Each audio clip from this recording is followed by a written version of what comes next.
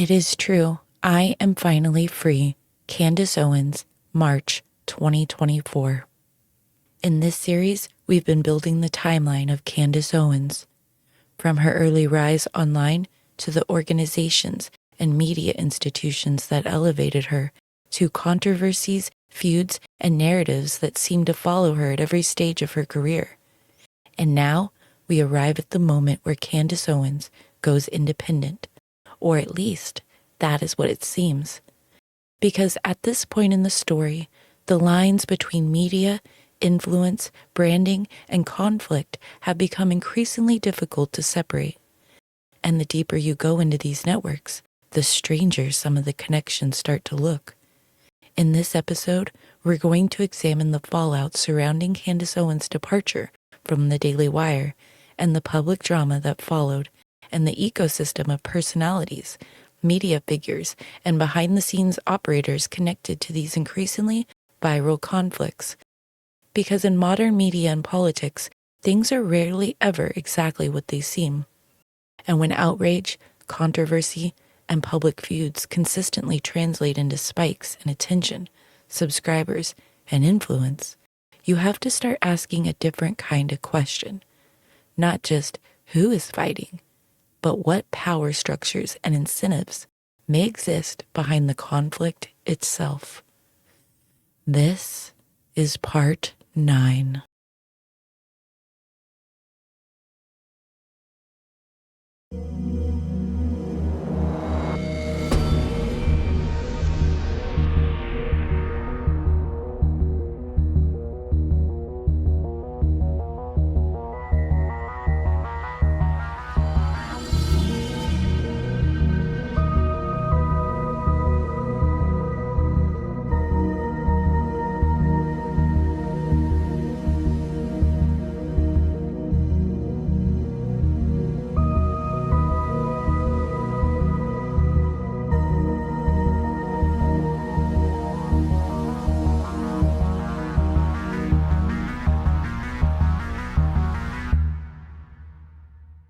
Hello, everyone, and welcome back, and welcome anyone who is new.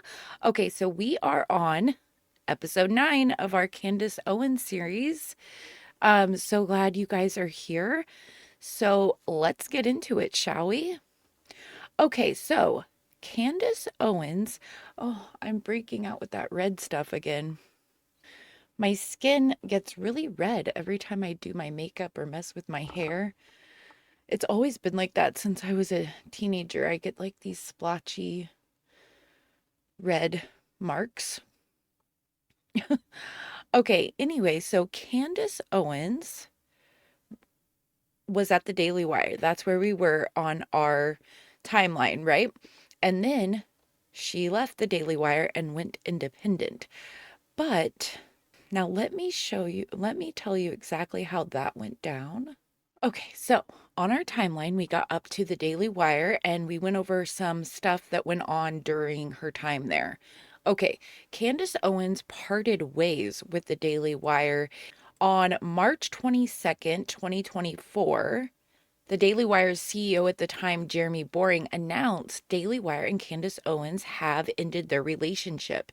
This came after months of public tensions, especially with the co-founder, Ben Shapiro, over Owens' comments on Israel, anti-Semitism accusations, including her embrace of certain rhetoric and blood libel-related tweets and broader clashes. Okay, so we are going to move into that time period, okay? Now, I have a video in regards to her leaving.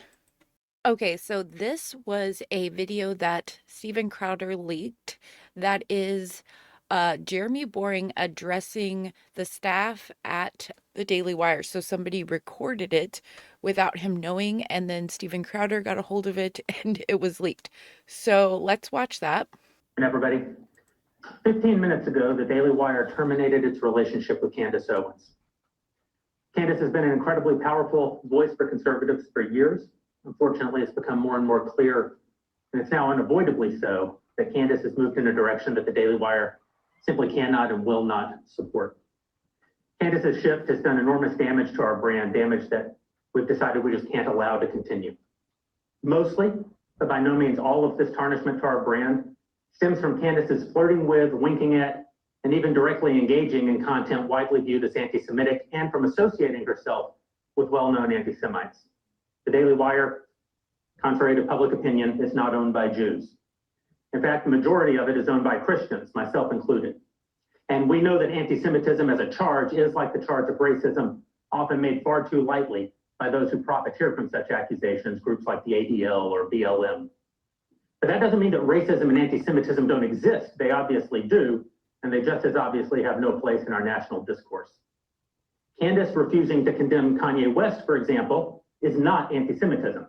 I said as much at the time, and I even encouraged Candace not to disinvite Ye from her Greatest Lie Ever Sold premiere after his "I'm going DEFCON 3 on Jewish people" tweet a year and a half ago. I thought at that time that one remark, even a remark as plainly anti-Semitic and asinine as that, wasn't proof that Kanye himself was necessarily an anti-Semite. People say and do all kinds of dumb things all the time, and I didn't think that Candace should necessarily distance herself from her friend at that moment. Did I find it troubling that Candace continued to stand by Ye as the weeks went on and he continued what became maybe the biggest anti-Semitic meltdown in American public life? A meltdown by the end of which he had praised Hitler, announced a run for the presidency, and hired the most prominent apologist for anti-Semitism in the country, Nick Fuentes? Yes, I did. And I argued pretty passionately with Candace about that point at the time. But I still didn't think that her behavior rose to the point of parting ways.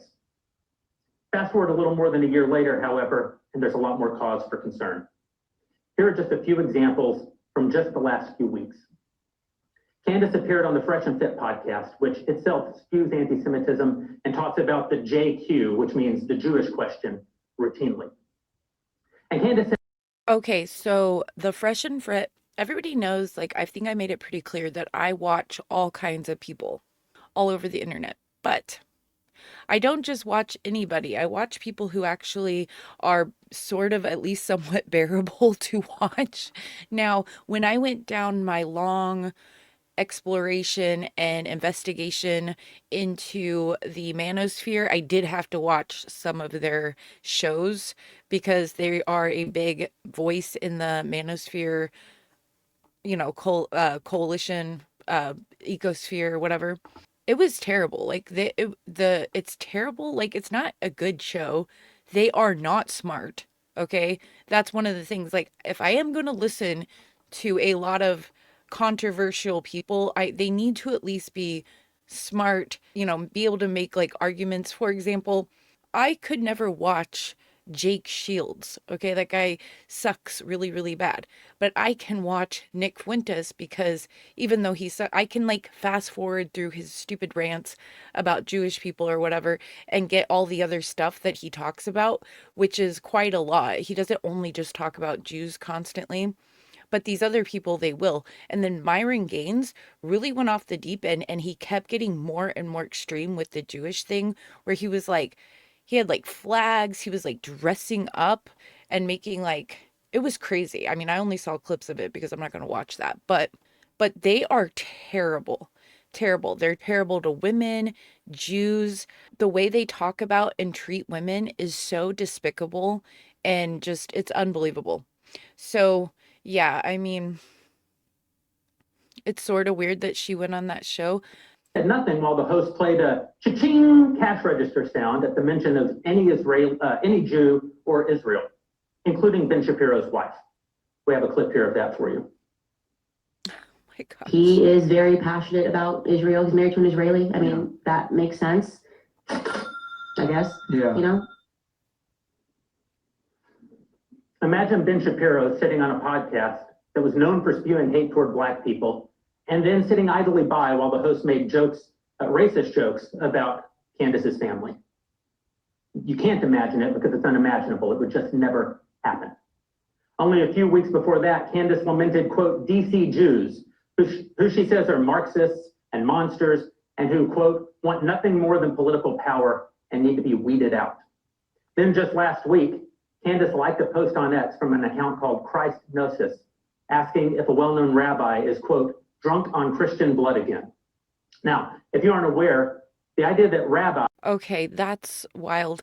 Yeah, so in the letter that PragerU wrote to Candace, he talked about the blood libel propaganda that's been put on Jews throughout the centuries, and he proved how it is propaganda. He cited things in history and historical documents and stuff like that in the letter.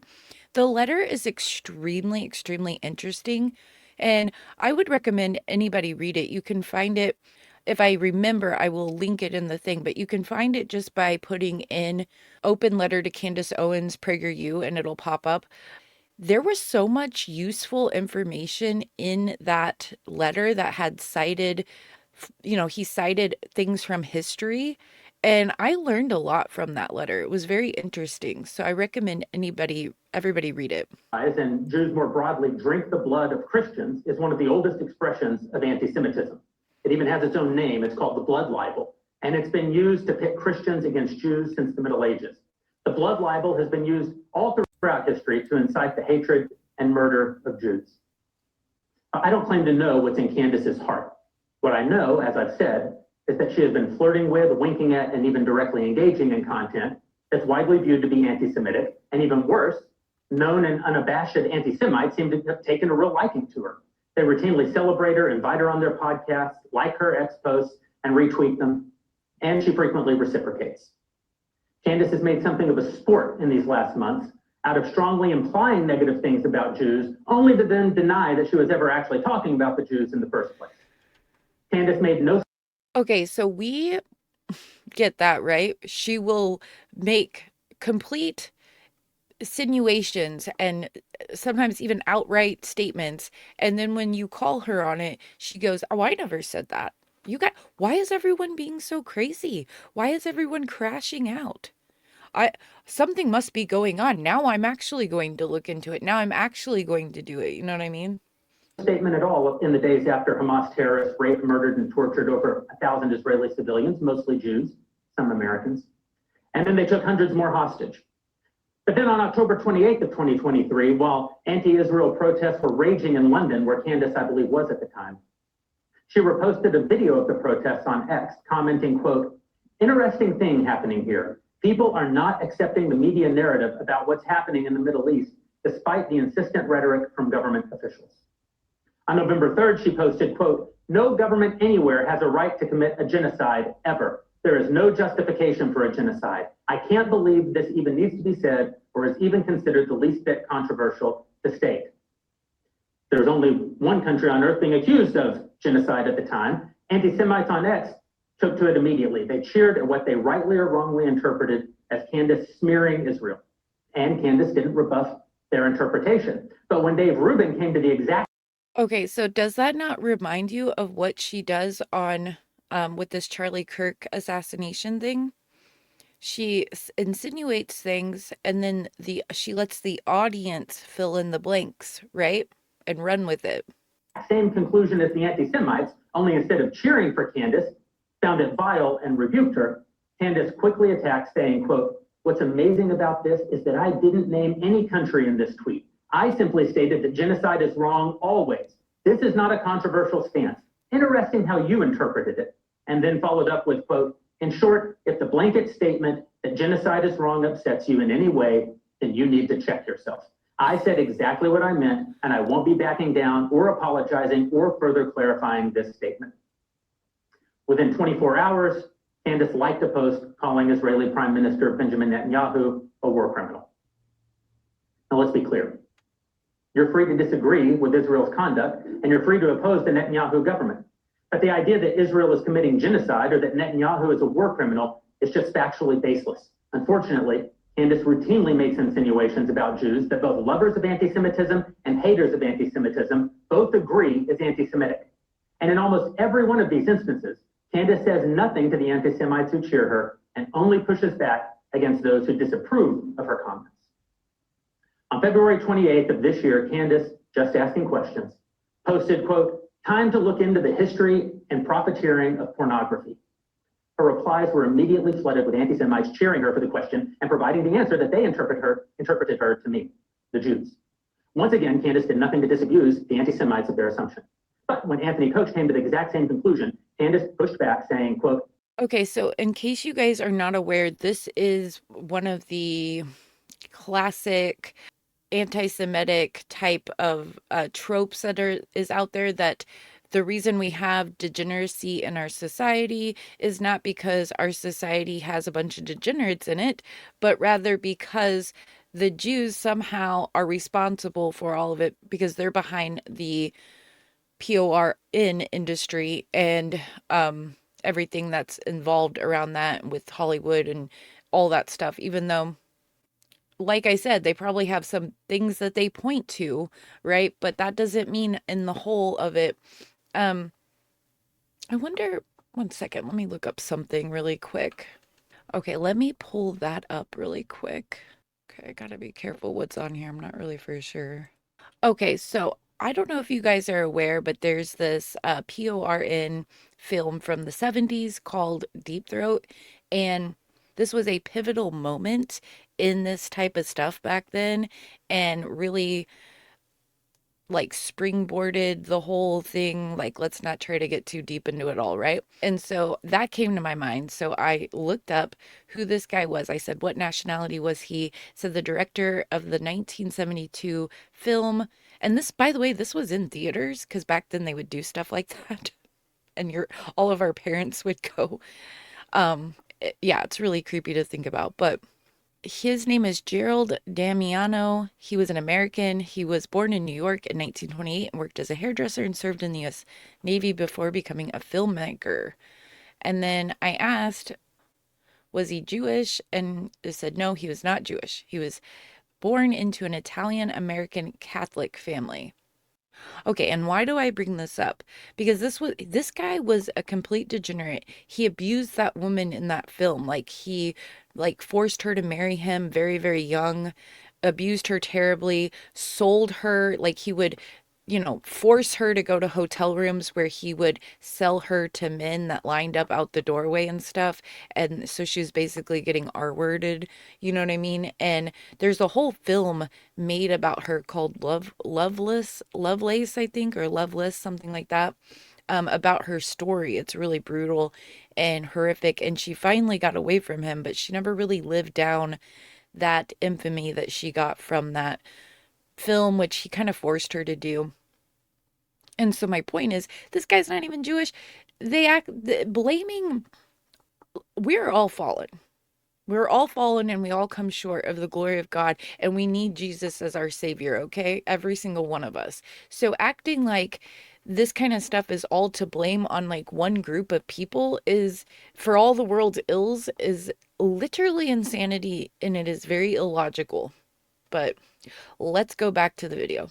this is utterly insane. I tweeted that porn is harming men in our society, and this person has interpreted that as an attack on Jews. This is an example of clinical insanity. There is no other explanation. But of course, there are other possible explanations. There are other numerous examples just like this, when the anti-Semites and anti-Semites all agree that what you're saying is anti-Semitic. Perhaps, as a very well-paid professional and expert communicator, you might consider communicating more clearly. Candace hasn't. She's only doubled down. In the last few weeks, she stated or implied that DC Jews control American politics, that Hollywood Jews force certain black artists to create violent and filthy music, that a Jewish gang robbed and killed Michael Jackson, that a Jew killed Lee Harvey Oswald to keep us from finding out that the CIA killed JFK. All this while elevating Osama bin Laden and Muammar Gaddafi and defending Hitler's book burning and apologizing to Muslims on behalf of America for what she calls the brainwashing of Americans after 9/11 and alleged American war crimes overseas. Oh my God. None of which proves that anti-Semitism, none of which proves that Candace is an anti-Semite. Like when you put it all like that in one line, that's crazy, you guys. Wow. But like I said, she was always conspiratorial from the very beginning. She just hid it for a long time. I don't claim to know what Candace actually believes. When I've asked her directly what she believes, she's told me, quote, I believe what the people believe. I am the voice of the people. Never mind that subordinating your beliefs to the people is both painful. Okay, so that's really interesting what he said there, where she said, I am the voice of the people. Okay, now I don't know how many of you guys know medieval history or ancient writings and stuff like that, but there is this saying that was started in the Middle Ages called Vox Populi, and it means, let me show you. Okay, so the phrase Vox Populi or Vox day, the voice of the people is the voice of God, was first referenced by Alcuin of York, an 8th century scholar and advisor to Charlemagne. In a letter written around 1798, he used the phrase in a critical context, stating, "And those people should not be listened to who keep saying the voice of the people is the voice of God, since the righteousness of the crowd is always very close to madness." Thus, Alcuin did not endorse the idea, but rather warned against it, expressing skepticism about the wisdom of the masses. Okay, so I just find that interesting in reference to Candace. I know, like, many of you just know me as making this Candace series, but I'm actually very knowledgeable and interested, and it's just I really like the study of medieval history and philosophy and war and all kinds of stuff like that. So even though I'm very knowledgeable in all history, the medieval ages is one of my favorite times, especially in the region of the steppes and Eastern Europe.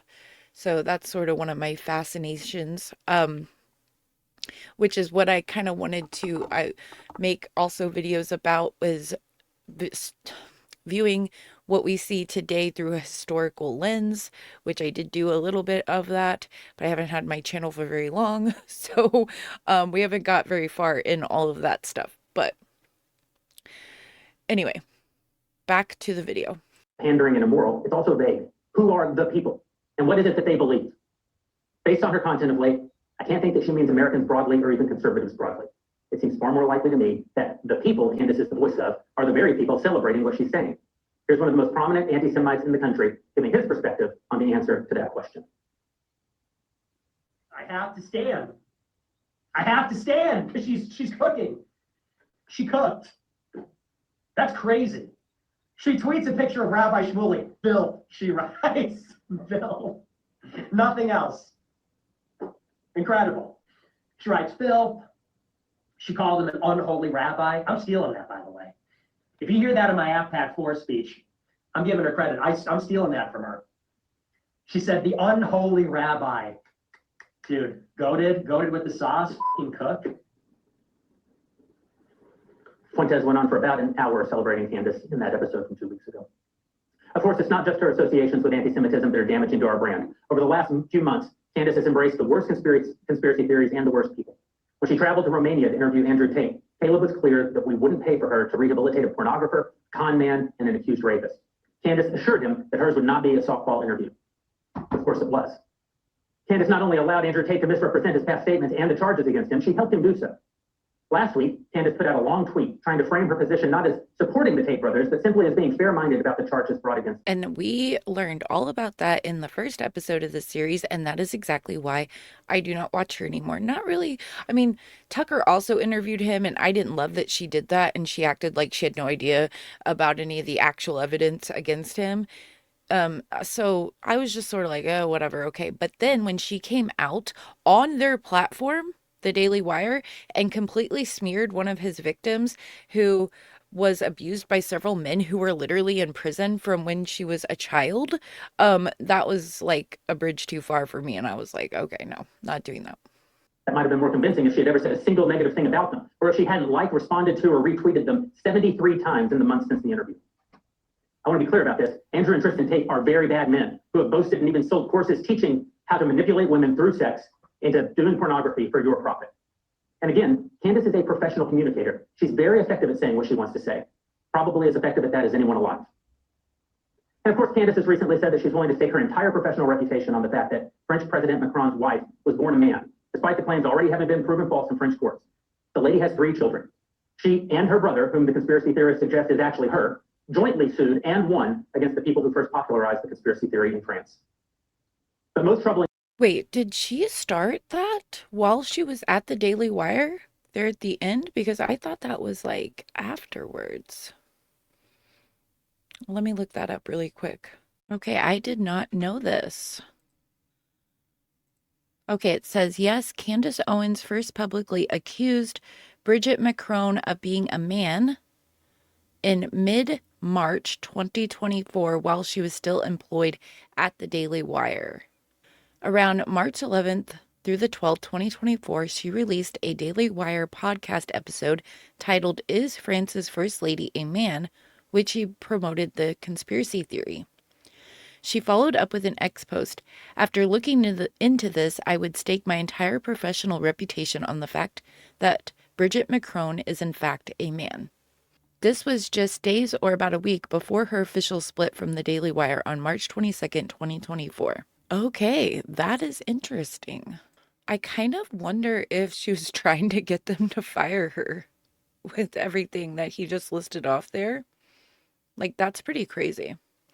And my theory, what I am going to go into later in this video, because it's going to blow your guys' mind, will probably bolster that idea, that theory of mine that I just had. It's this deeply disingenuous use of the term Christ is King. As best I can tell, her first use of this term publicly was in response to Ben. If you recall, Ben was asked at a small private event in a Jewish home how he felt about Candace's behavior post-October 7th. Ben was caught on camera saying that he found her behavior disgraceful and disreputable.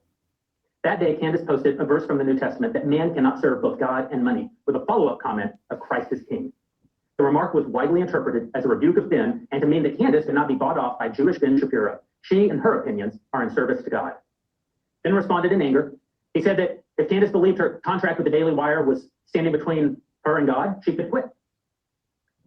Candace's response was classic Candace. After saying but not saying exactly what she meant and then being called out on it, she denied that she ever meant it in the first place, and how dare you suggest that she did. She said, quote, "You've been acting unprofessional and emotionally unhinged for weeks now, and we've all had to sit back and allow it, and have all tried to exercise exceeding understanding for your raw emotion. But you cross a certain line when you come for scripture and read yourself into it. I will not tolerate it."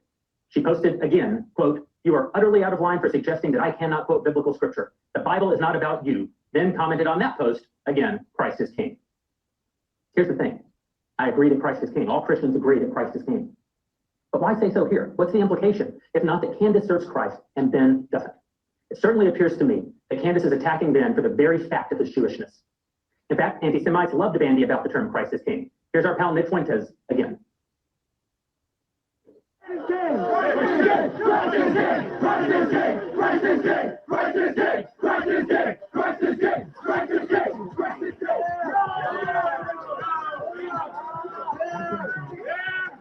Okay, to be fair, I'm not for sure if they actually mean. I think he's right on with the Candace thing, and I think she did that to incite Ben to do that, to then go off on him like that, that he's like, coming after her for using scripture. I think that was like a total setup. These kids have been using that slogan forever. It's like a Catholic thing, and like with the younger, what we call Catholic bros. So the Catholic bro, there's these young groups of young men, most of them harmless, some of them not even followers of Nick Fuentes or anything, are like the bro type stereotype, but they're Catholic and they're really, really, really hardcore about it. And then there's also the ortho bros, and it's the same thing, only they're Orthodox and they do this kind of stuff. So I'm not for sure if this is exactly like they're doing it to be mean to Jewish people. So I'm not like going to endorse that, but I could see why they would think that. I can understand their thought process there. That's what it's all about. When I come out to these rallies and I see everybody and they bring their rosaries and their American flags, I know we're on the right side of history. It's probably worth remembering here that Fuentes, when he isn't praising our Lord, has called for a holy war against Jews and said that, quote, "We will make them die in the holy war. They have no future in America. They will go down with their satanic master." Christ is King. Yeah, Christ is King. But the term Christ is King is not a gang affiliation. Christ isn't glorified by your using him as a weapon to cudgel your enemies. And to anyone who would say it's never wrong to say that Christ is King, please tell me what then is meant by the third commandment: "Thou shalt not carry forth the name of the Lord thy God in vain."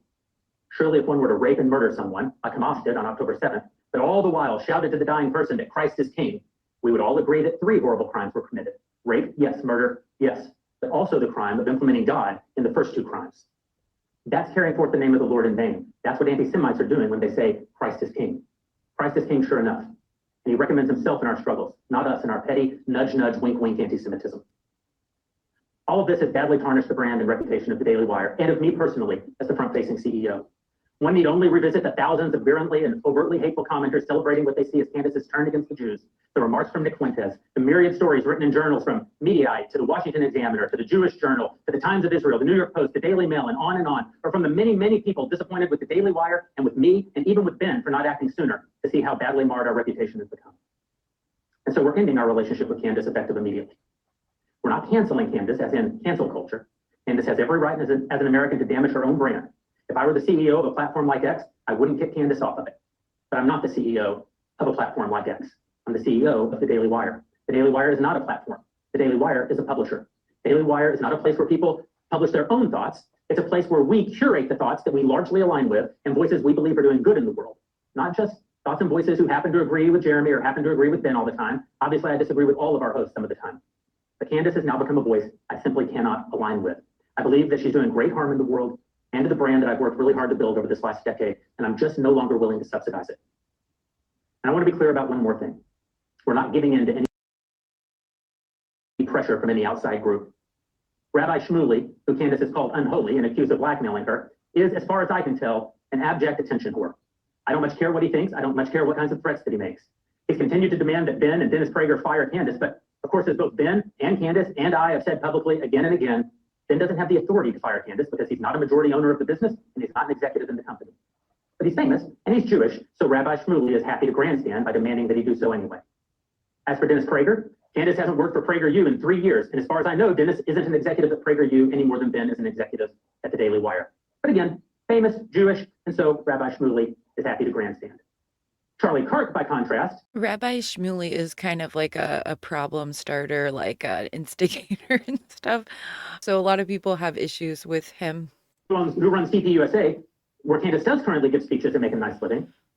Shmuley hasn't said anything about him. Charlie's famous, but he isn't Jewish. That's the kind of guy Rabbi Shmuley is, and the reason that we would never give in to any kind of pressure from a man like him. This decision has nothing to do with Shmuley or any other Jewish pressure coming to bear.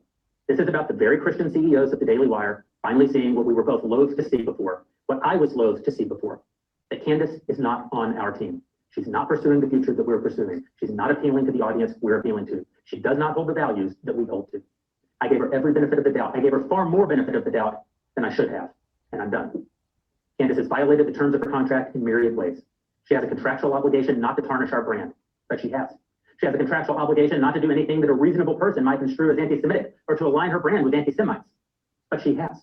And by the way, it was her attorney who suggested that we put that clause in her contract in the first place after the Kanye mess. It wasn't our idea. For all of those reasons and for many more, we're enforcing our rights under the contract to terminate. Now, I know that this will cause a lot of confusion and harm and pain for a lot of you in this room, especially for those of you who've worked really hard on Candace's content, or for those of you who, like me, have only ever seen her as one of the most talented and important voices in the country. And I'm sorry for that. I hope that we live to see Candace come back from this dark path that she's taken. Again, I see her as one of the most talented people in the country, and when she uses those talents in service of the good and the true and the beautiful, I don't believe that there is anyone better, maybe in all of the world, than she. That's not what she's doing today. I hope that she does it again. She won't be doing it at the Daily Wire. It is sad that she has used her talent in the way that she has. She really could have been a force for great good. She really could have been a force for spreading the word of the Lord. She could have been, she could be helping people. She could be lifting people up and stuff like that, like Charlie did. And it's really sad that that's how she's chosen to use the talent that God gave her. Okay, well, that ended. Now, Candace immediately went into making up all kinds of conspiracy theories and allegations about the Daily Wire and stuff like that. And I think I have a few things. Candace Owens confirmed it herself on Twitter, posting, "The rumors are true. I am finally free." Okay. She added that there would be many more announcements in the weeks to come, directed her fans to her website for independent work and support, and said she would resume her show on her personal YouTube channel after a brief hiatus.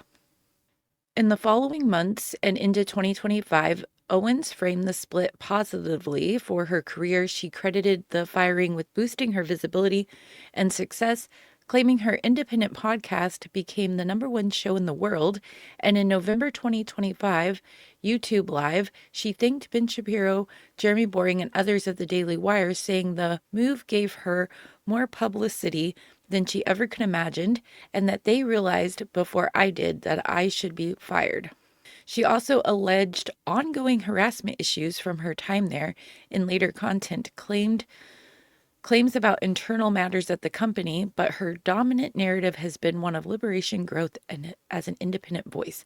Okay, so she made several post-departure claims about the Daily Wire and figures like Ben Shapiro and Jeremy Boring that critics, Daily Wire affiliates, and some independent observers have labeled as exaggerated, unproven, or false.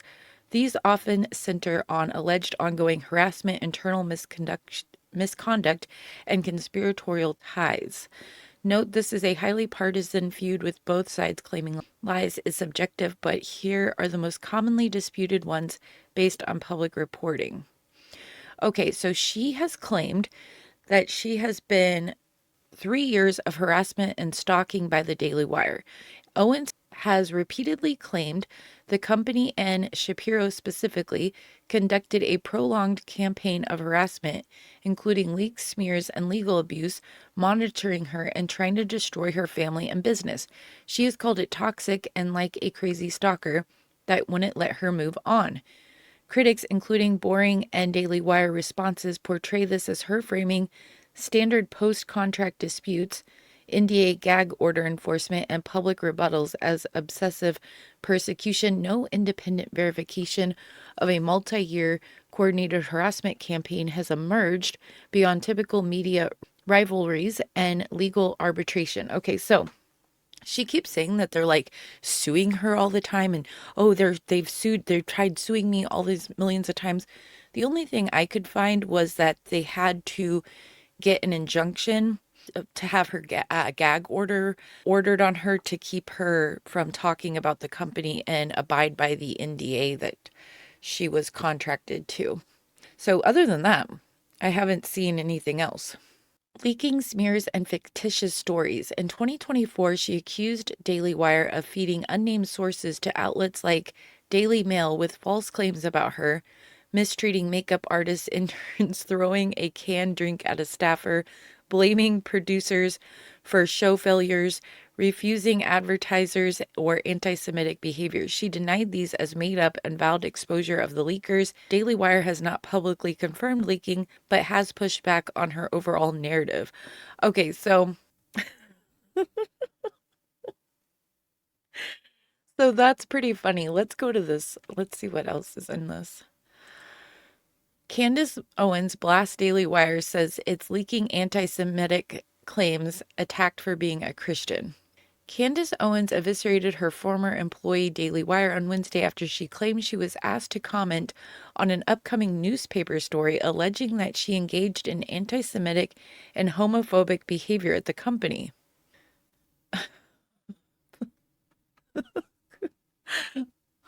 Owens, the former blogger who rose to prominence during the Trump presidency with her campaign to persuade African-American voters to ditch the Democratic Party, posted a video on her social media account hinting that the Daily Wire leaked allegations that she mistreated staffers at her former employer. Her viral video, which was viewed more than 100... I can't stop laughing, you guys. I'm so sorry. I am so sorry. Okay. In her viral video, which was viewed more than 1.3 million times as of Thursday afternoon, Owens adamantly denied one claim that she threw a canned drink at a junior staffer. The controversial media personality, who was reportedly hit with a gag order by the Daily Wire preventing her from disparaging the company, posted the video on her X social media account on Wednesday, telling her more than 5 million followers that she was asked to comment by a Daily Wire reporter who reached out to her public relations rep. Okay, I need you guys to pay attention to this. Public relations rep, I didn't even know that was in there. Okay, so this is going to be very important in our video series, her public relations rep, her PR representative and manager. Owens gave a statement to the Post which read, "I have been overwhelmed by the number of messages and emails I have received from the Daily Wire employees, past and present, with offers to speak on record with journalists." She said it was incredibly brave for former colleagues to step forward and that it should serve as a reminder that loyalty is not something that can be fortified via intimidation and contracts. The tactic of using unnamed sources to spread lies about people is tired, and I have faith that in the future, exactly who is behind these lies will be exposed, Owen said, vowing, "Stay tuned. This is only the beginning." Okay. Oh my gosh, you guys. Let's read that again, shall we? The tactic of using unnamed sources to spread lies about people is tired, and I have faith that in the future, exactly who is behind these lies will be exposed, Owen said, vowing, "Stay tuned. This is only the beginning." Can you believe that? Oh my gosh. That's wild. According to Owens, the Daily Mail journalist sought comment for an upcoming hit piece that will reportedly allege Daily Wire decided to move on from the incendiary host because her show wasn't generating enough revenue. Owens said that her character is being attacked and smeared by an entire network working behind the scenes for speaking her truth that Christ is king. She said that certain individuals are leaking fictitious and made-up claims to Daily Wire, including that she blamed producers for her show failures. Oh my gosh, you guys. Like, people were speaking out about this Daily Wire, people who worked with her at the Daily Wire, and then she blames the company. Like they're doing it on purpose.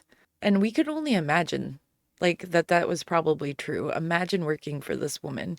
Owens also claimed that the Daily Mail story will allege she refused to work with certain advertisers and that senior management at Daily Wire had a moral obligation to terminate her due to her increased anti-Semitism and her conspiracy theories. Okay, well, that's exactly what he said. I wonder how she knew that. She said the Daily Mail story will allege she mistreated makeup artists and interns at Daily Wire. You guys know she did. You guys know she did. Owens said that a source told Daily Mail that they witnessed Owens hurling a canned drink at one of the junior staffers. "The attacks on me are not backing down on being a Christian are failing," Owen said, insisting that she is the exact opposite of what the claims suggest. Oh my gosh. Daily Wire attorneys reportedly obtained a gag order. Okay, what is this about? After her departure from Daily Wire, Owens and Shapiro publicly discussed holding a debate, but the two could never agree on a proper time or venue. As the two publicly negotiated the terms of a debate, Daily Wire attorneys reportedly obtained a gag order preventing Owens from publicly criticizing the company.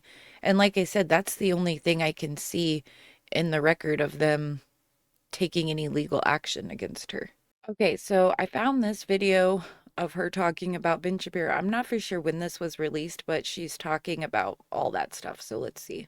So first and foremost, it has been very obvious to me that Ben has some sort of whether it's diagnosed, I don't know, or a diagnosed mental disorder. Something happened after October 7th, and Ben began demonstrating what I would say was exuding characteristics of schizophrenia, like truly paranoid schizophrenia, where he started making accusations against me that were just not true. There was not a shred of truth to this. And Jeremy, because he had spent tens of millions of dollars on Pendragon, and it was a financial disaster, I believe he privately began telling Ben that these conspiracies that he was coming up with were true. Namely, Ben believed truly, and Jeremy said that he believed it too, that I was devising some secret plot with Nick Fuentes and Tucker Carlson to bring down the Daily Wire. I was brought into an office after Ben stood up on a table and called me a faux sophisticate, and I was like, what's going on? And they basically wanted me to apologize to Ben for him having insulted me. And then because during that week I had gone on to Tucker Carlson for a an appearance that had been planned before Ben got on the table, he somehow in his head thought that it meant that me and Tucker Carlson were plotting against him.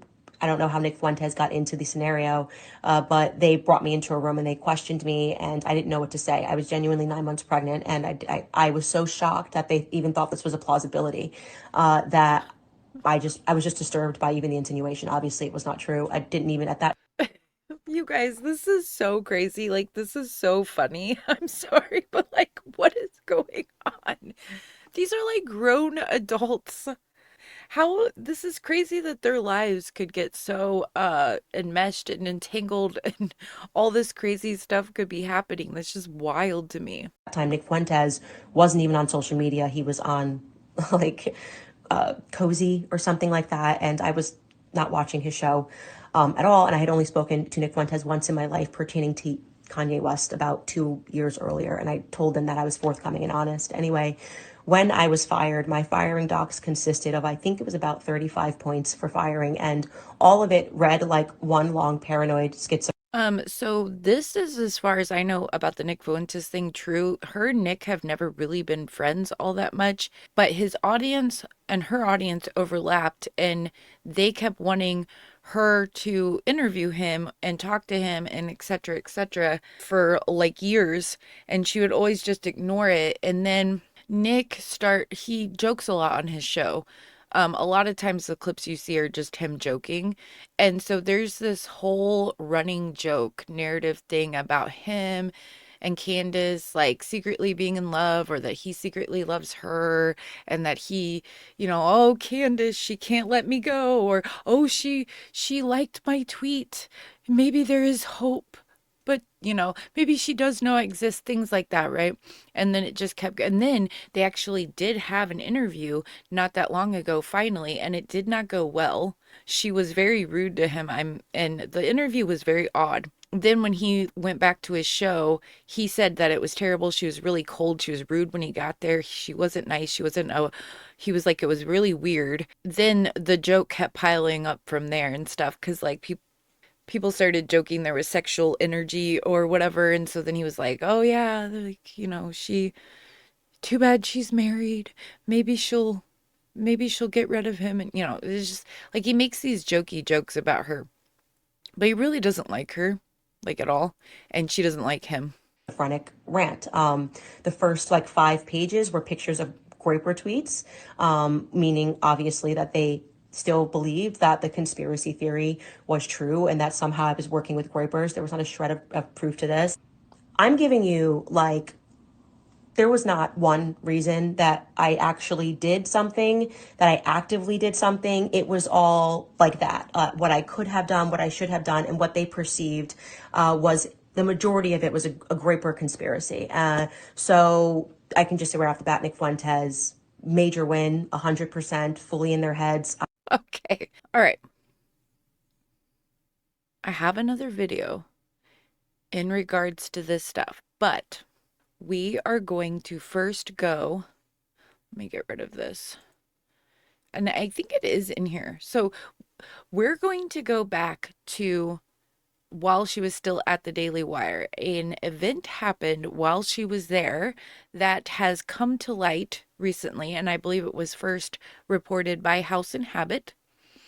And so let's go. All right, let me show you this first. Yes, the alleged DUI incident involving Candace Owens' husband, George Farmer, occurred on August 10th, 2023, while she was still employed at the Daily Wire. She joined in 2021 and parted ways on March 22nd, 2024.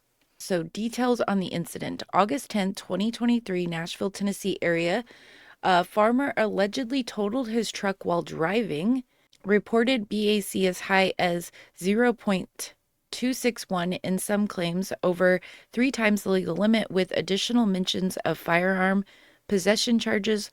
Laura Loomers and others have publicly shared what they claim are police reports, mugshots, court documents, and photos of the damaged vehicle. Candace's response: she has described it as a minor fender bender in a parking lot with no police involvement or arrest. She has denied or downplayed the severity and accused critics of fabricating or misrepresenting details. Okay, so let's see if this has. Okay, and this is apparently the mugshot.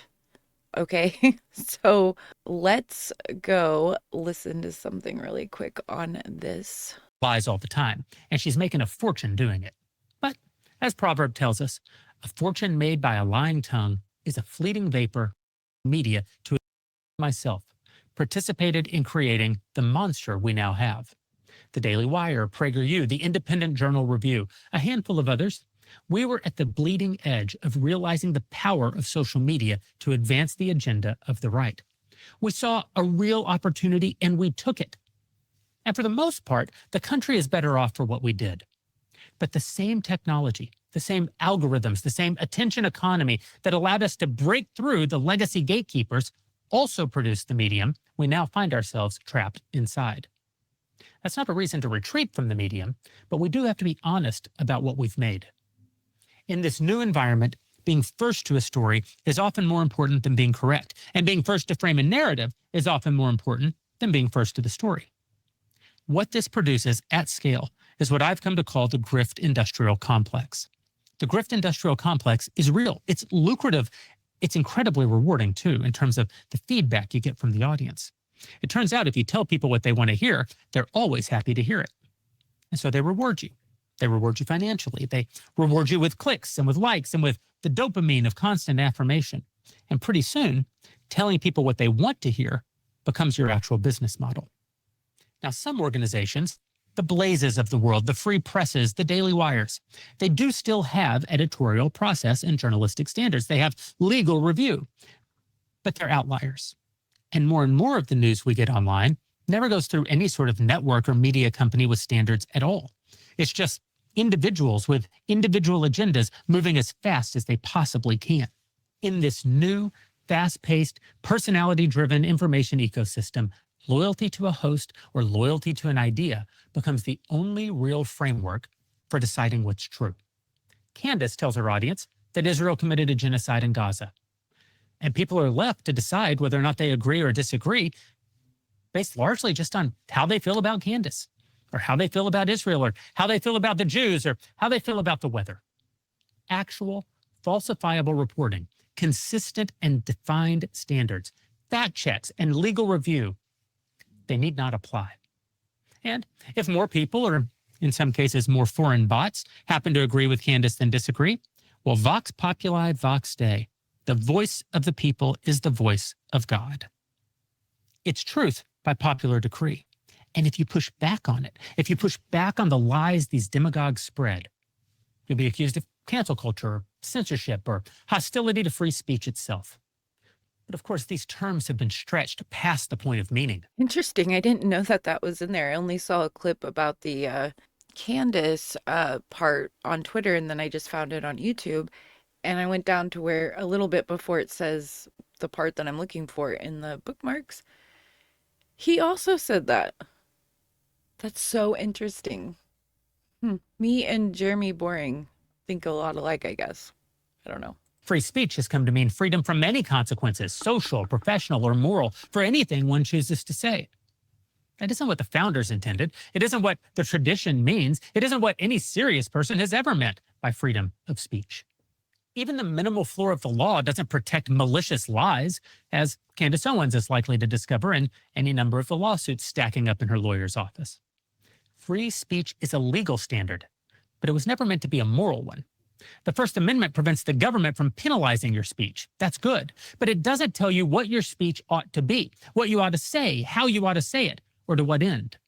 Those questions belong to a different order, to conscience, to community, to the slow work of forming citizens who can be trusted with the freedom they've been given.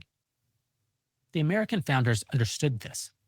They didn't believe liberty could survive in a people without virtue. John Adams famously said, "Our Constitution was made only for a moral and religious people and is wholly inadequate to the government of any other." A free people who lie, who slander, who bear false witness, that people will not long remain free. The structure just won't hold. So yes, you may have the legal right to say it. You may even win in court, but the Lord detests lying lips. The standard that's above the law is not the standard of the law. And the republic the founders built assumes you know the difference. Candace, of course, lies all the time, and she's making a fortune doing it. But, as proverb tells us, a fortune made by a lying tongue is a fleeting vapor and a deadly snare. And for Candace, the snare seems to be tightening.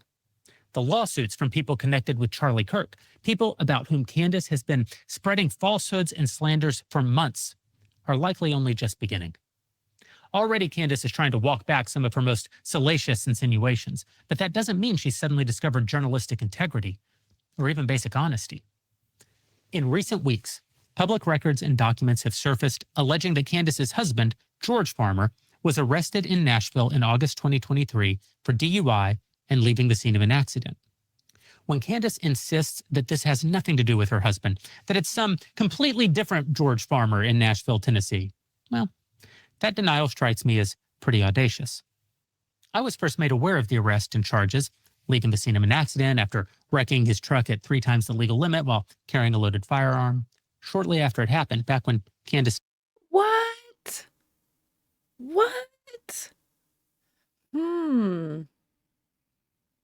Wow. still worked for me at the Daily Wire. People who had access to the court documents approached me with them quite early, before the situation was resolved. By the time Candace started to engage in more and more evil behavior, the arrest was pretty well known in conservative circles. I was personally approached more than once by people... So does he have the court documents? Bro, drop the court documents because nobody can find them because they're buried somehow. Like, what on earth? asking me if I would speak out about the charges. In every instance, I refused. Not because I thought Candace's conduct was defensible, far from it, but because I believed then, and still believe, that family should generally be off limits. But of course, Candace doesn't believe family is off limits, just ask Charlie Kirk's widow. And so people now have decided to play by Candace's rules. But here, too, the lack of journalism online is very much a part of the story. While the charges are now public knowledge, making Candace's denials look increasingly strained, there's almost no reporting on what actually happened to the case. There's still no reporting on what happened to the charges themselves. Did Candace and George pay to make them go away? Did the police make an error or violate George's rights in some way? Were the charges brought against him found to be untrue? I mean, the police arresting you doesn't mean you're guilty after all. Responsible journalists would be pursuing these questions if there were any responsible journalists left to pursue them. Okay, now, I went back to the beginning of this because there's a chapter that says truth about the allegations of firings and stuff. So we are going to watch that because Candace Owens, a lot of these lies that are spread or allegations, not sure if they're lies or not, but they're coming from Candace, so they probably are. But all of these rumors about everything that we've heard about the Daily Wire, whether it's like, oh, they're going bankrupt, oh, Jeremy was let go because he ran the company down with his movie making nonsense and all that stuff, all comes from Candace Owens, by the way, with like no receipts or anything like that. And so first chapter of this video says allegations about firings and stuff. So I want to see what he has to say about that. So let's see. Last week, news broke that the Daily Wire, a company I founded 11 years ago with Ben Shapiro and Caleb Robinson, laid off a number of employees. Actually, the story that broke is that they laid off over 50% of their workforce. And the person who broke that story is former Daily Wire host Candace Owens. Candace later modified her reporting to say, quote, "You guys, look, there's a little dog there. I didn't even notice that when we were watching a minute ago. Maybe it was a different angle. Was it? Oh my gosh. Let's make it big screen. Oh, it's one of those little wiry dogs, like a Bingo. I love those dogs. They're so cute with their weird hair. Oh my gosh. I wonder what his dog's name is. Oh, he's so cute. Hearing it was more like 60%. Absolute bloodbath. Daily Wire editor-in-chief Brent Shore made a statement later in the day challenging Candace's report. He said, quote, "Yes, the company had layoffs today. It's always really tough. No, it was nowhere near 50% of the company. That's insane, and also insane to post without verifying." Now, I'm no longer an active part of the Daily Wire. I don't communicate regularly with anyone at the company in any official capacity. That said, I still know many people at the company, many of whom I personally hired and many of whom were let go in the layoffs. So generally speaking, I have pretty good insight into this story. It's easy for me to separate fact from fiction. That gives me an enormous advantage over most people on the internet trying to make sense of the conflicting reports. According to multiple sources within and without the company, it sounds like just fewer than 50 people were laid off. I can't say with any certainty what percentage that is of the total Daily Wire employees at this point, but it's nothing like 60%. It's nothing like 50%, or for that matter, 40%, or even 30%. When I left a little over a year ago, we had approximately 275 employees. Some were laid off not long after I left, but many others have been hired since, as anyone following conservative media online would easily discover. Talent from Isabel Brown to Matt Fradd to Ben Domenech. And Daily Wire is still making movies too, and breaking stories and producing shows and doing whatever it is that Michael Knowles does. All that to say, Candace's reporting, insofar as it can even be called reporting, is false reporting, or at a minimum, mistaken reporting. Mistaken reporting could be the name of Candace's autobiography. When the story is how many people were let go from your favorite or least favorite media company, false reporting doesn't seem especially consequential.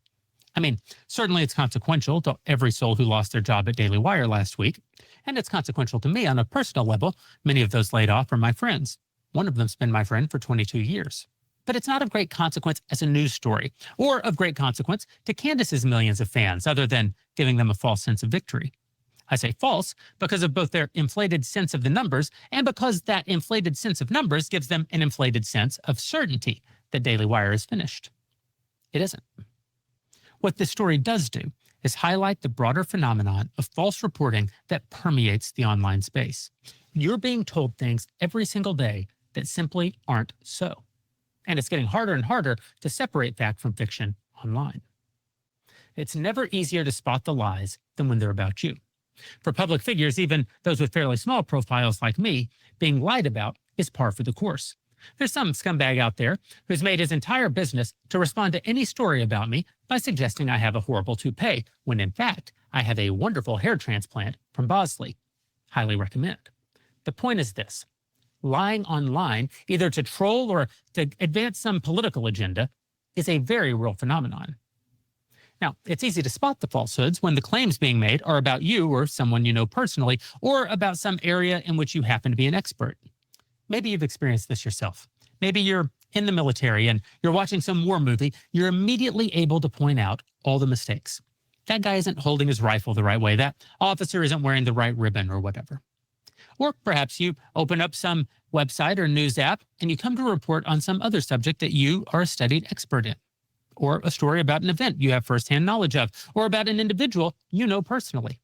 The mistakes and false reporting become immediately apparent to you. The scales fall from your eyes, and for a brief moment, you realize that most of what you read in the news, or at least on the internet, is just crap.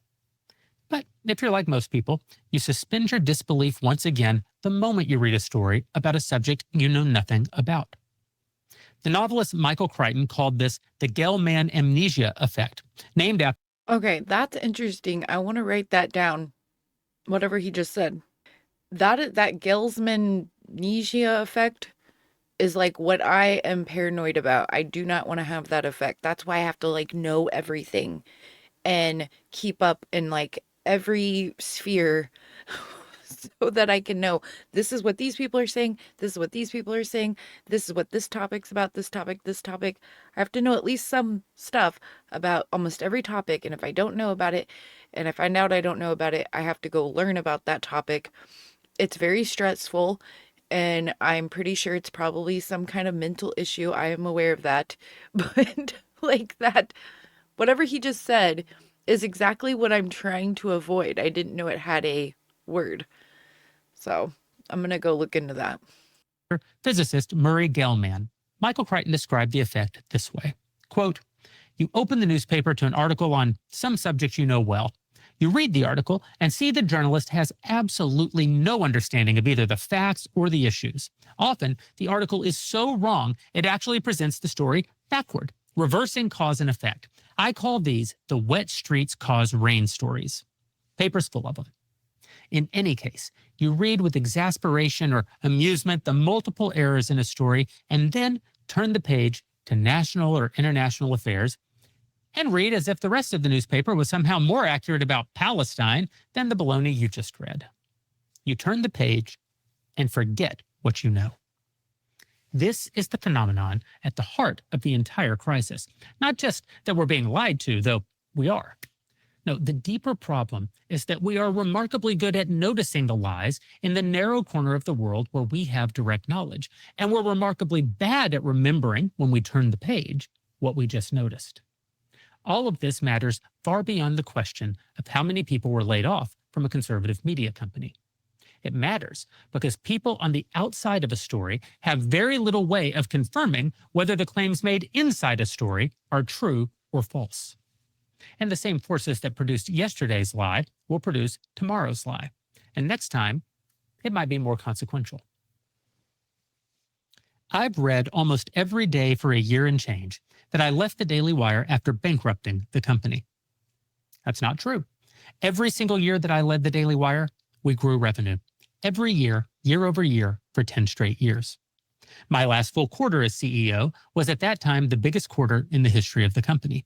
My last full year as CEO was at that time the biggest year in the history of the company, just like the year before it had been, and the year before that, and the year before that.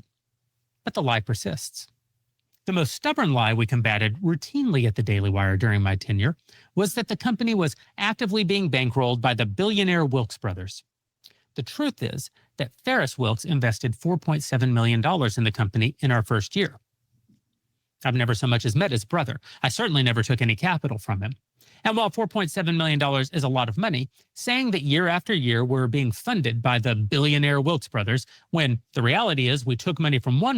Okay, so my understanding is that lie about him getting fired because he's bankrupting the company with his movies all comes from Candace Owens. Okay, now, I want to move on from there. Let's go into... I'm going to read you guys some stuff before we get into it. Since leaving the Daily Wire on March 2024, Candace Owens has engaged in numerous public feuds, often framing them as pushback against grifters, Israel-first conservatives, or personal betrayals. Her independent content, podcasts, expos, and videos frequently targets former allies in conservative media and politics. Here's a comprehensive overview of most notable people and entities she's attacked. Ben Shapiro in the Daily Wire and Jeremy Boring, Erica Kirk, Charlie Kirk's widow, Laura Loomer, Tucker Carlson. Okay, so this is mixed. She's obviously not feuding with him now. Megyn Kelly, public rants and attacks, including over Israel-related disputes. I don't know about that. Might have been in the past. Michael Knowles, Alex Jones. This was in the past, I think. Or maybe it was I don't know when that was. Meghan McCain. This was new, that Victor Marx guy. Turning Point, French President Macron, Brigitte Macron. Pete Hegseth, Seth Dillon, Melissa Straight, claiming secret projects against her. Various TPUSA conservative figures over Israel loyalty. But I wanted to break it down into more chronological and specific stuff. So there are 4 topics that she really hit on that drove up her viewership. The Baldoni issue with the Blake Lively, the Ends With Us lawsuit. Owens began heavy coverage around January 2025. This was a big thing. This was her chasing the algorithm. She strongly sided with Baldoni, framing it as Me Too backlash manipulation story. It became one of her biggest ongoing series and playlists with dozens of episodes.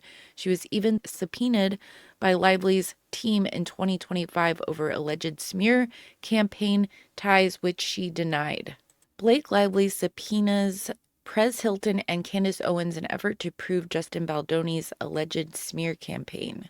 Blake Lively's lawyers are issuing subpoenas to content creators Prez Hilton, Candace Owens, Andy Signor in a quest to prove Justin Baldoni's alleged smear campaign. Owens, a divisive online commentator who has gained millions of views on her lively videos, said in a statement obtained by People, "Given the fact that I have not received any subpoena yet, I appreciate Blake's team leaking this to TMZ to alert me to it. And of course, I have not the slightest idea of why I'm being subpoenaed, as I knew none of these parties when their respective lawsuits were filed. But stay tuned and I will let audiences know on my podcast." Okay, so what this was probably about was that during this time, they believed that people were being paid to smear her.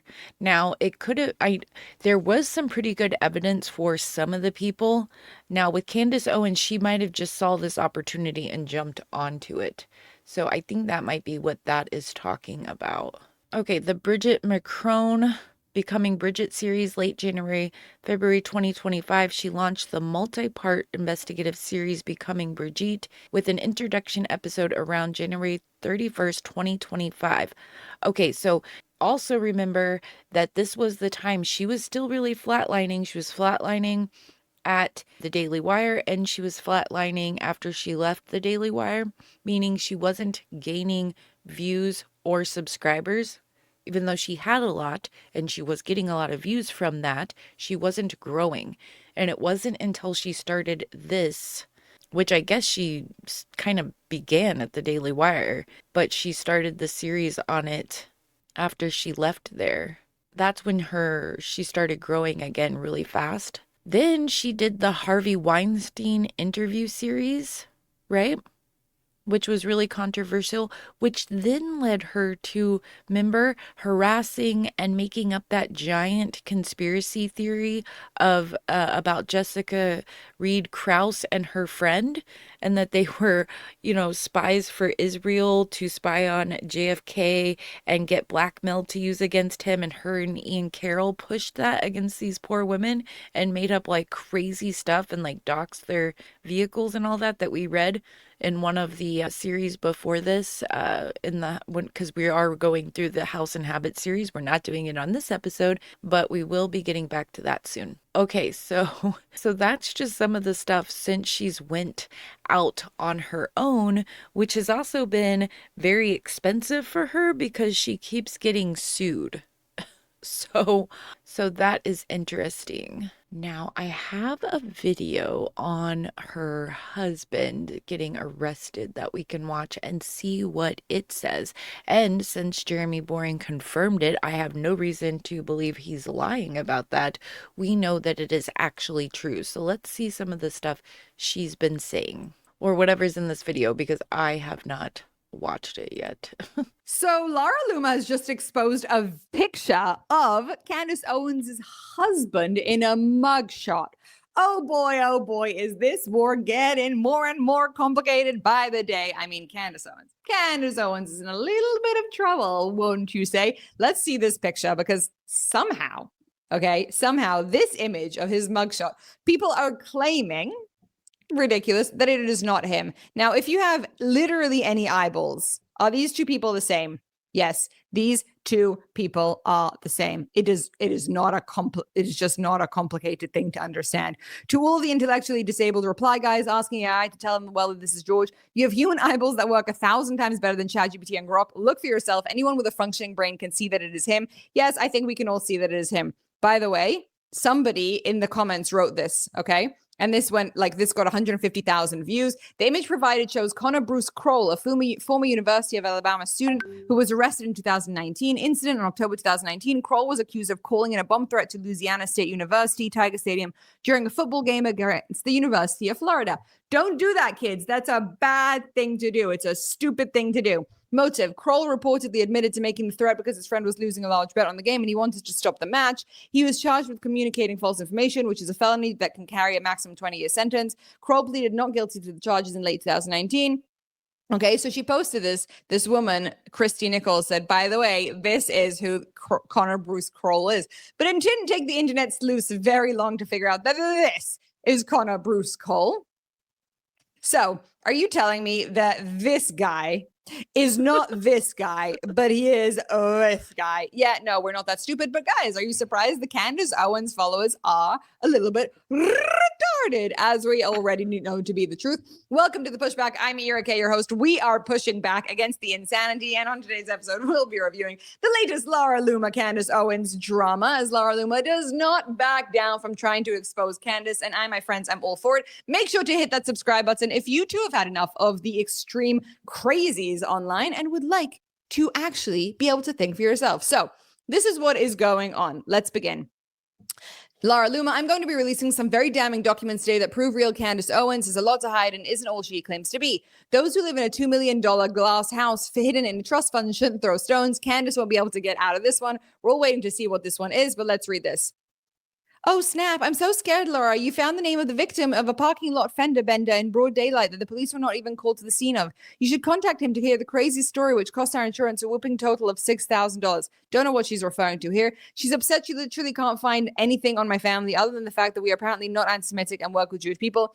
She's used to being more effective when she lies. Okay, so this is Candace Owens going after Laura Loomer. And for those who don't know, Laura Loomer has Not anti-Semitic. Look, I have a very wide view of that word. Like I don't like, I think that it is used way too often for reasons it should not be used for. But in the case of Candace Owens, she legitimately like is.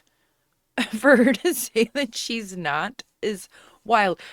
There are compilation videos out there of her with Hitler's speeches and stuff like that right next to it, back to back, and it is the exact same thing word for word, some of them, or the stuff she's saying. It's nuts. I can't believe, like, dude, you are, okay? Just own it. A little bit of a history of mental health, something that Candace Owens is now really, really going after, and she's calling her Larry. There's this whole world online in which they really make fun of Laura Loomer. Now, I don't know Laura personally. I don't know what her mental health history is or whatever. But all I can say that as of late, every time that I've gone into her posts, they have had some very good exposés. Like they've been very clear and informative, and they've spoken about things that most of us would agree with. So I don't know if she's going personality assassination because maybe she really does have a wacko personality and she's not a fun person to be around, but also at the same time she seems to be doing some sort of good work. So based on that, we're going to be taking her at her word for now. This is her post from 9 hours. Exclusive. I have obtained the alleged mugshot of Candace Owens' real Candace Owens British husband George Farmer from his alleged arrest in Nashville, Tennessee. Obviously, she has to put in alleged so that she doesn't get sued. Candace, you want to explain this to your audience, or should I? Last week, you said you had nothing to hide. Okay. And then Laura says, didn't she say the police weren't involved? Laura Loomer said yes. So apparently when this allegation originally came out, she said the police weren't involved. This isn't true, blah, blah, blah, blah, blah. And here people are just going after Laura Loomer. Laura Loomer was involuntarily committed twice before 2020 by her father due to multiple suicide attempts amid diagnosis of... Well, I think at the very beginning when it came out, she just said that it was all completely fake and made up. So the story has been shifting. Bipolar disorder, histrionic personality disorder, borderline personality disorder, narcissistic personality disorder, key incident, a 2019 attempt driving off a cliff during severe depression and cocaine use. Okay. So people here are saying, like, I don't understand, Laura Loomer, you're a crazy person. But once again, we know that once the candy minions start to come after you, you're in trouble because they are illogical, semi-psychotic. They listen to a narcissist, which already shows their abilities, right? Anyways, let's see. So this is somebody bringing the actual proof of this. Remember when Scamdis tried to tell everyone that these charges weren't her husband's? Just another George Farmer with the exact same birthday, guess I right? Until Loomer obtained his mugshot. Now, do I care that George had a DUI? No, not really. It's not good, obviously, but the bigger issue is that she's a pathological liar and people refuse to admit it. Here's what I have to say on this. I don't care if her husband was arrested. Why was Candace pretending that he wasn't? So here's whatever happened. Okay, $1,500, blah, blah, blah. George Farmer. Date of birth. I don't want to see Melania Trump. Why are you skipping all the time? It's so annoying. Give me guys a sec.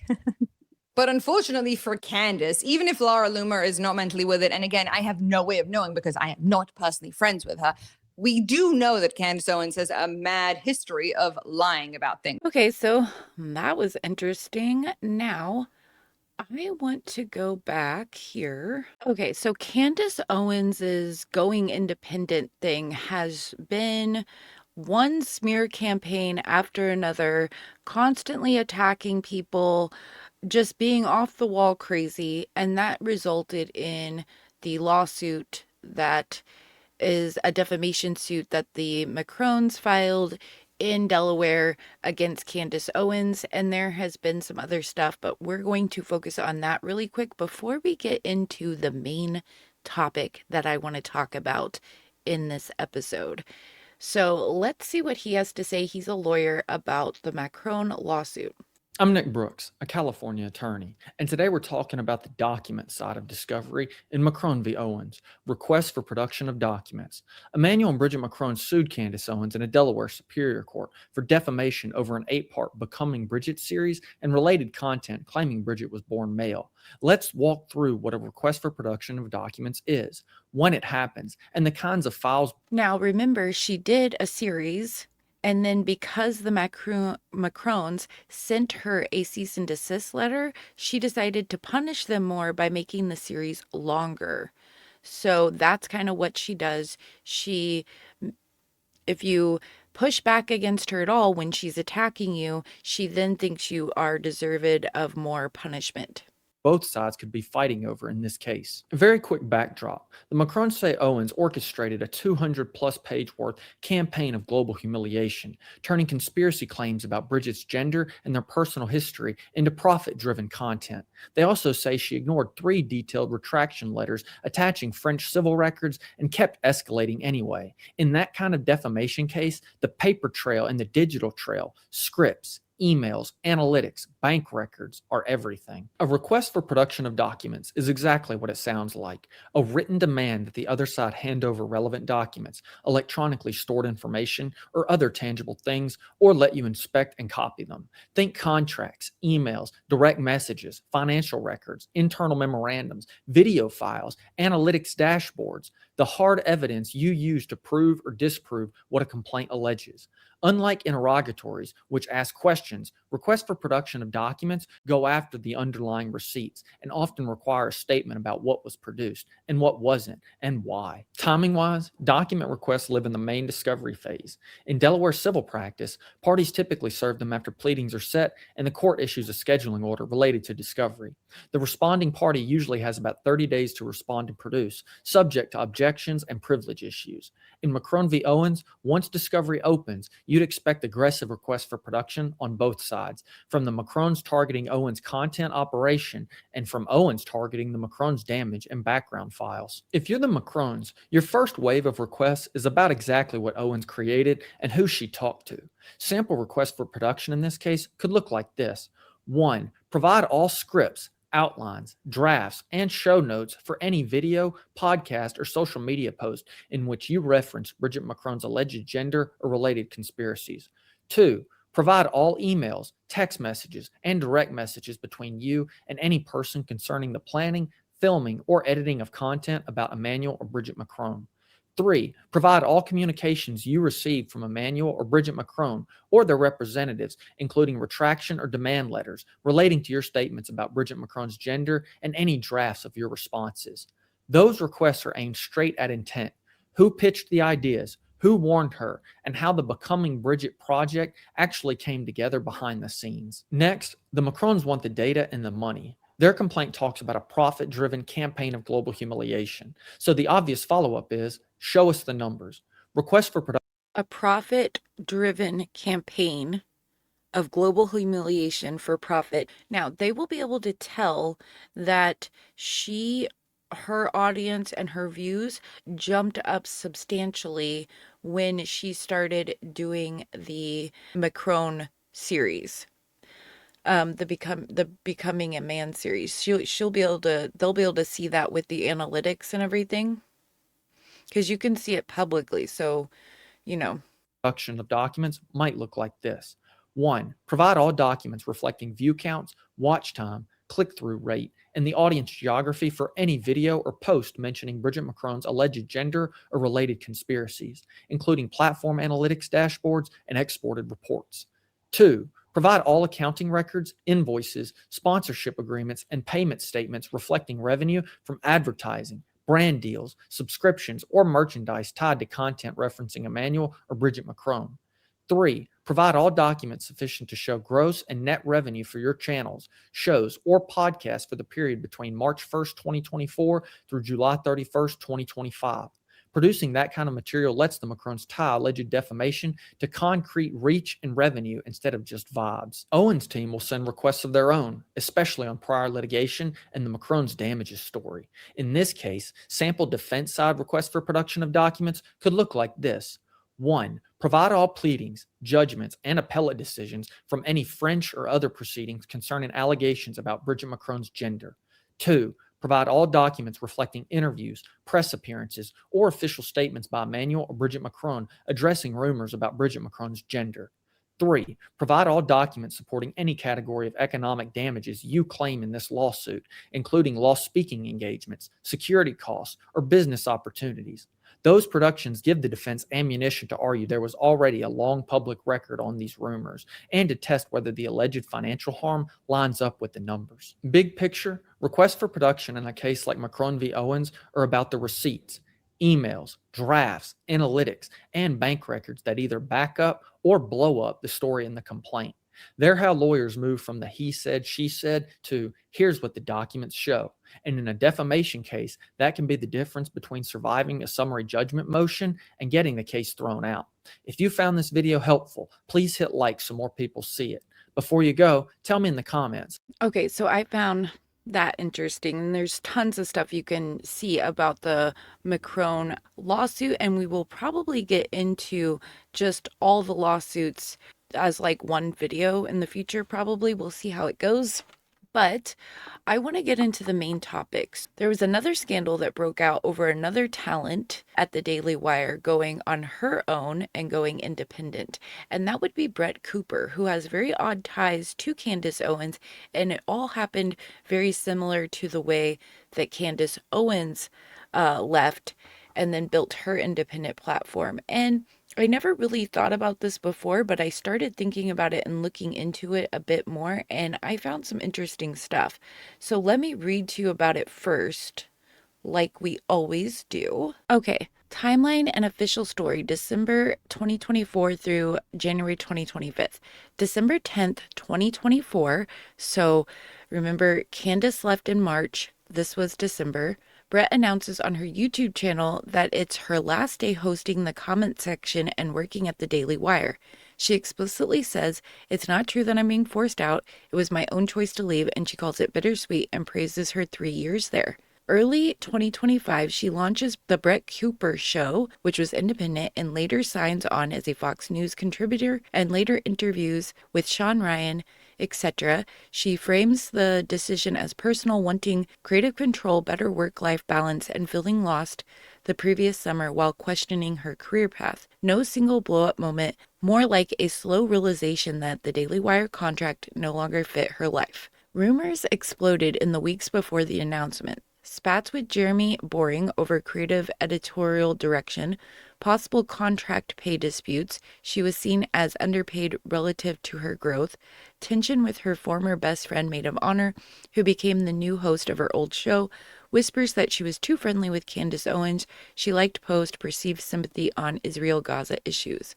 Daily Wire and Brett both denied she was fired, but speculation created weeks of free media coverage and fan outrage.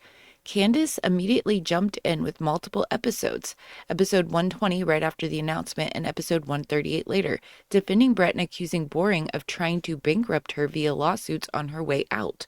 The exerting dominion over her personal life. Candace framed it as more evidence of Daily Wire's toxic control culture, exactly the same narrative she used about her own exit. The rumors about Brett Cooper's exit from the Daily Wire originated primarily from social media speculation in late November, early December 2024, before her official announcement on December 10th, 2024. They didn't come from one big leak, but built from a mix of observable clues, fan chatter, and online amplification. Main spark, a smaller TikTok account. The earliest widespread claims of her being fired or in conflict started on a relatively small TikTok account. Now, this is really weird and interesting. It alleged that she had gotten into a dispute with Jeremy Boring, which could lead to her contract not being renewed. This quickly spread to X, Reddit, and conservative commentary circles. Fuel that kept the rumors growing. Producer Reagan Rorick filling in. Brett's longtime producer and former best friend, maid of honor, started hosting episodes more frequently. This looked to many like a soft replacement or grooming for takeover. After Brett left, Reagan became the new full-time host of the comments section, and Brett unfollowed her on Instagram and deleted old photos, which fans read as a falling out. Perceived creative contract tensions with Boring. Rumors of spats over editorial control, pay, and creative direction. Some claimed Brett wanted more money after her growth and wasn't getting it. Boring later addressed it publicly and even expressed that Brett had hurt his feelings by not defending Reagan more. Perceived sympathy for Candace Owens. Brett's relatively neutral or soft stance on Israel-Gaza issues, plus liking some posts or not fully aligning against Candace, was seen by some as the real trigger tying her to the earlier Owens drama. Ongoing chatter about the company financial pressures, layoffs, and losing big talent made an exit feel plausible. Okay, so this read to me very interesting when I started looking this up, and it almost felt like it was all planted to make things leading up to her announcing her departure more interesting and drama-filled. So I started trying to look up videos about this time period. Let me show you guys what I found. I haven't watched all of them completely, but let's see. What was the final straw? I mean, almost nobody would give that up. Yeah. And start from scratch. And that's why I respect you so much. Mm-hmm. It was terrifying. I had to, Alex and I had a conversation. This was not this is a lot of thinking and praying and analyzing. And we looked at each other and we're just kind of like, are we basically willing to lose everything and start from scratch? Because again, we had, Alex had just started his own business. We had bought this farm that was it was a stretch, but we really wanted it. And I was like, I could leave and it could backfire on me immediately. Nobody could care. Maybe I wouldn't make any money. Maybe I would have no anything. And I basically just had to decide, does that matter to me? And it didn't. And it worked. Yeah. But it wasn't because I was yeah. 1 million subs in 1 month when you launched your new. 1 million subs in 1 month. Okay, so I'm not going to play very much of his thing because I heard he likes to copy strike people. So hopefully that doesn't happen. Okay, after weeks of speculation, Brett Cooper, who commonly Weeks of speculation. Why? Why was there? What was you know what I'm saying? It's just weird that there was weeks of speculation, right? mistaken for Ben Shapiro's daughter, has left what a lot of people thought to be her own YouTube channel. But no, not. Daily Wire's YouTube channel. And since uploading that video to the comment section with Brett Cooper, announcing their split, there's been a lot of developments. For one, she said that it was her own decision to leave, while other sources claim that she was pushed out. Her fans on TikTok were sneakily asking her to wear blue if she's under an NDA and she can't speak. And she did, but we'll get to that. But then most importantly, the channel with over 4.5 million subscribers called The Comment Section with Brett Cooper is now just called The Comment Section and is handed over to the Daily Wire. And Brett will be starting over from scratch. So, who's to blame? What's the real story? All of that and more. So, I don't know, let's get cracking.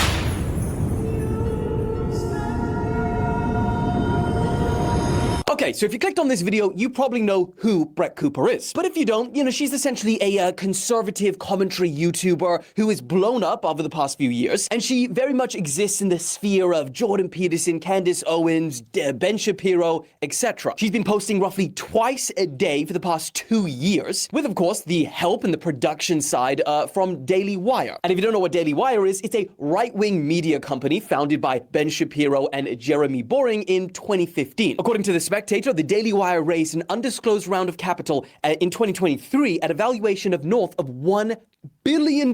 So no longer just some small little YouTube production studio. And they are on track to surpass 200 million in revenue by the end of this year. So yeah, got big money behind this channel. They produce movies, series, children's shows, and of course they have talent like Brett Cooper and many others. Now, a few weeks ago, seemingly out of nowhere, and I think the point really needs to be made, this is a YouTube channel, and it feels just like one person that is running it, right? But then suddenly, another girl steps in, the producer of this show, which, I mean, a lot of the time you don't even know that it has a producer. And she says in this video that she's filling in for Brett Cooper today, and she didn't really elaborate as to why, and then just continue with the story. And you know, at the start of this, the first video, seeing how similar this girl was to Brett, a lot of her fans thought it was funny, with one of the top comments reading, "You've actually nailed everything about Brett. Her mannerisms, her inflections, her hand gestures, her facial expression, her smooth ad transitions, laughing face." Over 2,000 people agreed with that. But then as you go through the videos, when she fills in again, and then again, and then again, this funniness, you know, that everyone thought it was, started to turn a little bit to like, okay, a little bit concerned now. Rumors then started floating around that she was being pushed out by the Daily Wire. And the first person that I heard... Oh, what a surprise. It's Ian Carroll. Huh. That's interesting. speak about this whole situation was Ian Carroll, and he had this to say. And so I started digging in more. I talked to James, and I went and I started digging in and found my own source right at the Daily Wire. And now I've had even more come and corroborate it since I reported on it. And it's not just that the Daily Wire is pushing out Brett Cooper. It's actually that Brett Cooper is under one of these contracts that has her basically tied to secrecy and silence, because now they're terminating her contract. Their arbitration clauses are coming into play. So she is in a secret court of arbitration, not a public court, where she is under NDA and can't say anything about it while they spin whatever narrative they want about it. And they're circulating around letters internally that are saying like, oh, Brett Cooper wants to leave. And that is not the case at all, apparently, according to everyone at the Daily Wire that I've spoken to. And it's that she had disagreements with Jeremy Boring over what happened with Candace, probably, and certainly more disagreements in terms of like the culture there and what's going on, and is now getting pushed out. They are promoting her best friend, who was her maid of honor at her wedding. They offered her a contract that was so lucrative she couldn't refuse it. The best friend that her bestie had was already offered. Producer Reagan, bridesmaid. Yeah, her producer was her bridesmaid at her wedding this year. And they apparently allegedly gave her acting classes to help her imitate Brett's mannerisms. Now, there's a lot more detail to what Ian claims in here. I mean, this is like a half-an-hour conversation, but I'll bullet points. He alleges that Brett was being pushed out by the co-founder of the company, Jeremy Boring, due to disagreements. He claims that Brett is getting screwed 9 ways till Sunday, while Jeremy tries to make it seem like they are splitting amicably. And then he also claims that Brett is under a non-disclosure agreement, so she can't speak publicly about anything without being liable, while they can set the tone for it. And to that point, and keep in mind, this could be entirely a coincidence. I don't know how often she wears blue, but from this article that The Spectator wrote about it, they were saying that a lot of her TikTok fans were commenting saying, wear blue on your last day if you are under an NDA and you can't speak freely about this situation. And she did. So it could be a coincidence. It could be more than that. Now, in this last day announcement that she made, she said that the rumors of why she was leaving was mostly true. But the difference being that it was her choice to leave, not that she was being pushed out, although she didn't say why she was leaving. I'd love to know. And if she never says, even when she creates her own YouTube channel and stuff, that'll be sus. But then she also played a short clip of Jeremy Boring. Is his surname really Boring? Well, it's boring today. But even then, he doesn't comment on why she left. He just says she's amazing and that he wishes her all the best. But that is not where the story ends. Because number one, for Daily Wire, this isn't their first public controversy / splitting with talent. And two, how can a story be finished when you've got internet sleuths? Early in 2023, you've got another prominent conservative figure called Steven Crowder, who you'll probably recognize from the Change My Mind video series, and he had a hugely public feud with Daily Wire. It was reported that they offered him a $50 million contract to work with them for just 4 years. That's a staggering amount of money, which he then turned around and made public, saying that it was a slave contract. Now, there's a lot more to this whole feud than just this particular part, but he said that he objected to the specific parts of the contract where his pay would be cut if the show lost advertisers or revenue that couldn't be replaced within 90 days. And because they wanted him to host this show and it be ad-friendly, and so he started accusing Daily Wire of, being this big conservative media giant, being no different than big tech, and, quote, putting profit over the honest defense of conservative values. Then, after that, the Daily Wire lost arguably one of their biggest, content creators at the time, Candace Owens. And this also turned pretty big, public, ugly, after she and their co-founder, Ben Shapiro, got into a huge disagreement about her remarks on Israel and Jews. And now, you've got Brett Cooper. But at least this time, it didn't get as ugly, at least publicly, as the last two. One of Brett's friends made a video about the whole situation, saying this. Regarding Daily Wire, how big and how long will you last at this company when you keep losing your biggest female content? Like the Daily Wire, it's quite literally a sausage fest over there. They smoke their cigars in their little circle and they chat and they have a key. You're the voice of conservative America and you're really trying to build this conglomerate that is like a Walt Disney. And Daily Wire just has these 4 white conservative men and they're branching out. They get a black woman, gone. They get a white Gen Z girl, gone. It's like, what are y'all doing? How are you this big of like a conservative leader and conservative like entertainment industry, but you keep losing the people's trust? And remember when I said the story's not over when you got internet sleuths? Well, this is what I mean, because Brett Cooper's fans went to her Instagram and found that, she deleted these wedding pictures of her and the girl that has now replaced her, and that she also has unfollowed her. And she also apparently unfollowed the Daily Wire accounts and Jeremy Boring. However, she continues to follow other Daily Wire hosts. But I mean, hey, what that represents, all just speculation at this point. And until she drops a video, why I left Daily Wire, we don't know. But here is the point that I've been waiting for someone else to make about this whole situation, but I just haven't seen yet. YouTube and social media in general has come in and it has really changed and transformed the media landscape. 20 years ago, if you wanted to do what someone like Brett Cooper does, you would more than likely have to, climb the corporate ladders of these media companies like Fox or CNN, and you would just pray to be lucky enough to be given a chance to host a show. And if you do, great, but you don't own any of the intellectual property of what you're creating. Heck, I know from personal experience, seeing some of these contracts from old traditional media, you sign your rights away for almost everything. Your face, your voice, your likeness, and then they can take that and essentially transform it into whatever they want. And just like what we saw even with like Steven Crowder's contract, you're not 100% free to say whatever you want. There's always stipulations in the contracts. And then worst case scenario, which happens quite a lot. We've seen it with Tucker Carlson. We've seen it now with Brett Cooper. We saw it with Candace Owens and plenty more. If the day comes where, you decide to part ways or they decide to part ways with you, that show that you've essentially been the face of and built up, obviously with their help, not yours, entirely theirs. Because at the end of the day, you are just an employee making a product for them. But then YouTube came along and destroyed that structure of having to work underneath a media company and just be the talent. And it ushered in this new era, the one that we're living in now, the era where you're not just the talent, you're the owner. And for the individual creating the content, ownership is so important. And so I have no idea why we are trying to recreate this old structure that existed in legacy media and then put it into YouTube. This structure where a media conglomerate with millions and millions behind them can use the talent, but then also give them zero ownership. I mean, we just saw it with the YouTube show, Hot Ones, having to be bought for a staggering $82 million from BuzzFeed, which was the media company behind it. And I mean, just look at Brett's top comments on that last video. We weren't watching the comment section. We were watching Brett. People are loyal to people, not networks. Brett did not bring the comment section to life. She is the comment section. It won't exist without her. So if you are a new creator wanting to come up and you're watching this, I urge you, go independent, stay independent. It is a lot harder. It takes a lot more time, but I ask you, what is the price of free? Okay, what is the price of freedom is what I was trying to say. Okay, so I was so curious about this whole Brett situation. Something just seemed odd to me. And I found an article, and we're going to go over that article, and then I am going to show you something that I found that is wild. Okay, so let me go there. Okay, so this is an article by, I'm not sure.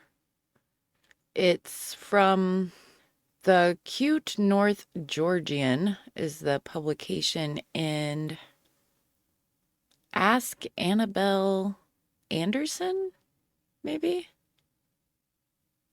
I don't know, maybe we'll see. Yeah, author Ask Annabelle Anderson. Okay, so this is titled, Is Brett Cooper the New Conservative Mean Girl? And it was written in January 11th, 2025.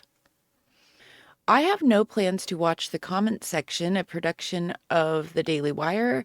At 30, I'm a millennial whose media diet skews away from short-form Twitch-styled content.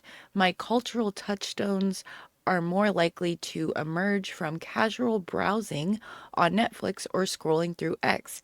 Yet despite my indifference to the show, I've found myself unable to ignore the viral celebrity feud between Brett Cooper and Reagan Conrad. And that is the girl that was her friend. A narrative that keeps surfacing in my algorithm. What has captivated me isn't the show itself, but the troubling dynamics fueling the feud. The escalating discourse reveals more than just a clash of personalities. It lays bare a deeply ingrained sexism in how Conrad has been targeted and portrayed. This isn't just celebrity drama, it reflects cultural patterns that merit closer examination. The formation of a narrative. Okay, that caught my eye, you guys. So I sort of remember when this was going down, people were being really mean to that Conrad girl. All kinds of things were spreading, like that rumors that she took the classes to look like Brett, talk like Brett, and all this stuff. But if her and Brett were like best friends and she was the producer of the show, like young girls act and talk a lot alike, and if they're the same age, I don't know. There could have been something else going on. And as we have seen, and I will just say Blake Lively, Candace Owens going after the people she goes after in smears. People at first don't understand what's going on and they think the other person is the problem, right? Okay, so with that kind of mindset, like keep our ears perked for that kind of thing going on, right? Few situations in the conservative media landscape. Oh, and then also Nicole Arbor. I mean, the list goes on and on. We can think of people in our heads that a narrative was painted about them, and we all sort of just kind of like went, okay. And then some went like, ooh, we're going to attack this person viciously forever. But, okay. Few situations in the conservative media landscape have drawn as much attention or speculation as the apparent feud between Reagan Conrad and Brett Cooper at the Daily Wire. What began as Brett Cooper's seemingly straightforward decision to leave her position for the opportunity to launch an independent brand has spiraled into a public spectacle, leaving many to question who is the real antagonist in this unfolding play. Some argue that Reagan Conrad, a newer addition to the Daily Wire lineup, betrayed Brett Cooper, stabbing her in the back to take her position as the host of the comment section. Yet I want to suggest an alternative narrative, that Brett Cooper potentially orchestrated a campaign to ensure Conrad's failure, employing what many recognize as the classic flying monkey strategy of female bullying. This strategy, named after the loyal enforcers in The Wizard of Oz, involves a leader leveraging allies to attack or isolate a victim. In this case, Cooper appears to some to have weaponized her social circle to amplify criticism of Conrad while maintaining plausible deniability. Yet, even if Cooper did not explicitly encourage her friends to attack Reagan, she has done little to stop them or address the torrent of abuse and harassment her former best friend now faces as a result of her highly publicized actions and those of her friends and family. The casting of Brett Cooper. To understand the tension, one must first trace Brett Cooper's rapid rise. Unlike many of her colleagues at the Daily Wire, Cooper did not arrive with an established audience. Figures like Matt Walsh spent years cultivating their followings on platforms like Facebook and X, steadily building their brands over the course of a decade. Cooper, by contrast, stepped into the spotlight at just 20, cast as the host of the comment section. Her age and trendy e-girl delivery quickly resonated with younger viewers, transforming her into a cornerstone of the Daily Wire's efforts to appeal to a Gen Z demographic.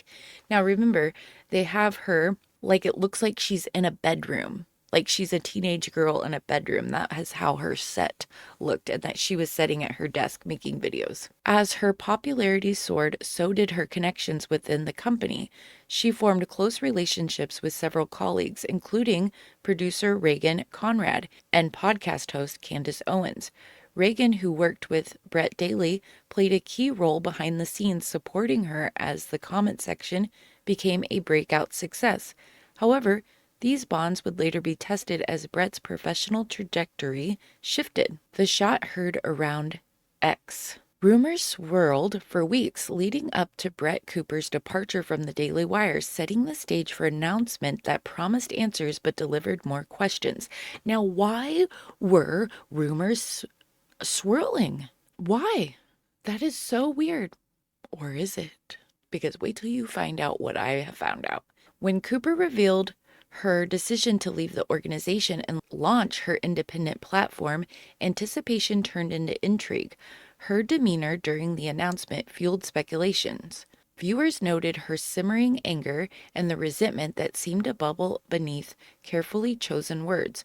While she expressed gratitude toward the Daily Wire and encouraged her audience to support producer Reagan Conrad, the sentiment felt more like a corporate obligation than genuine appreciation or approval. Hey guys, some of you have heard the rumors online, and the rumors are mostly true.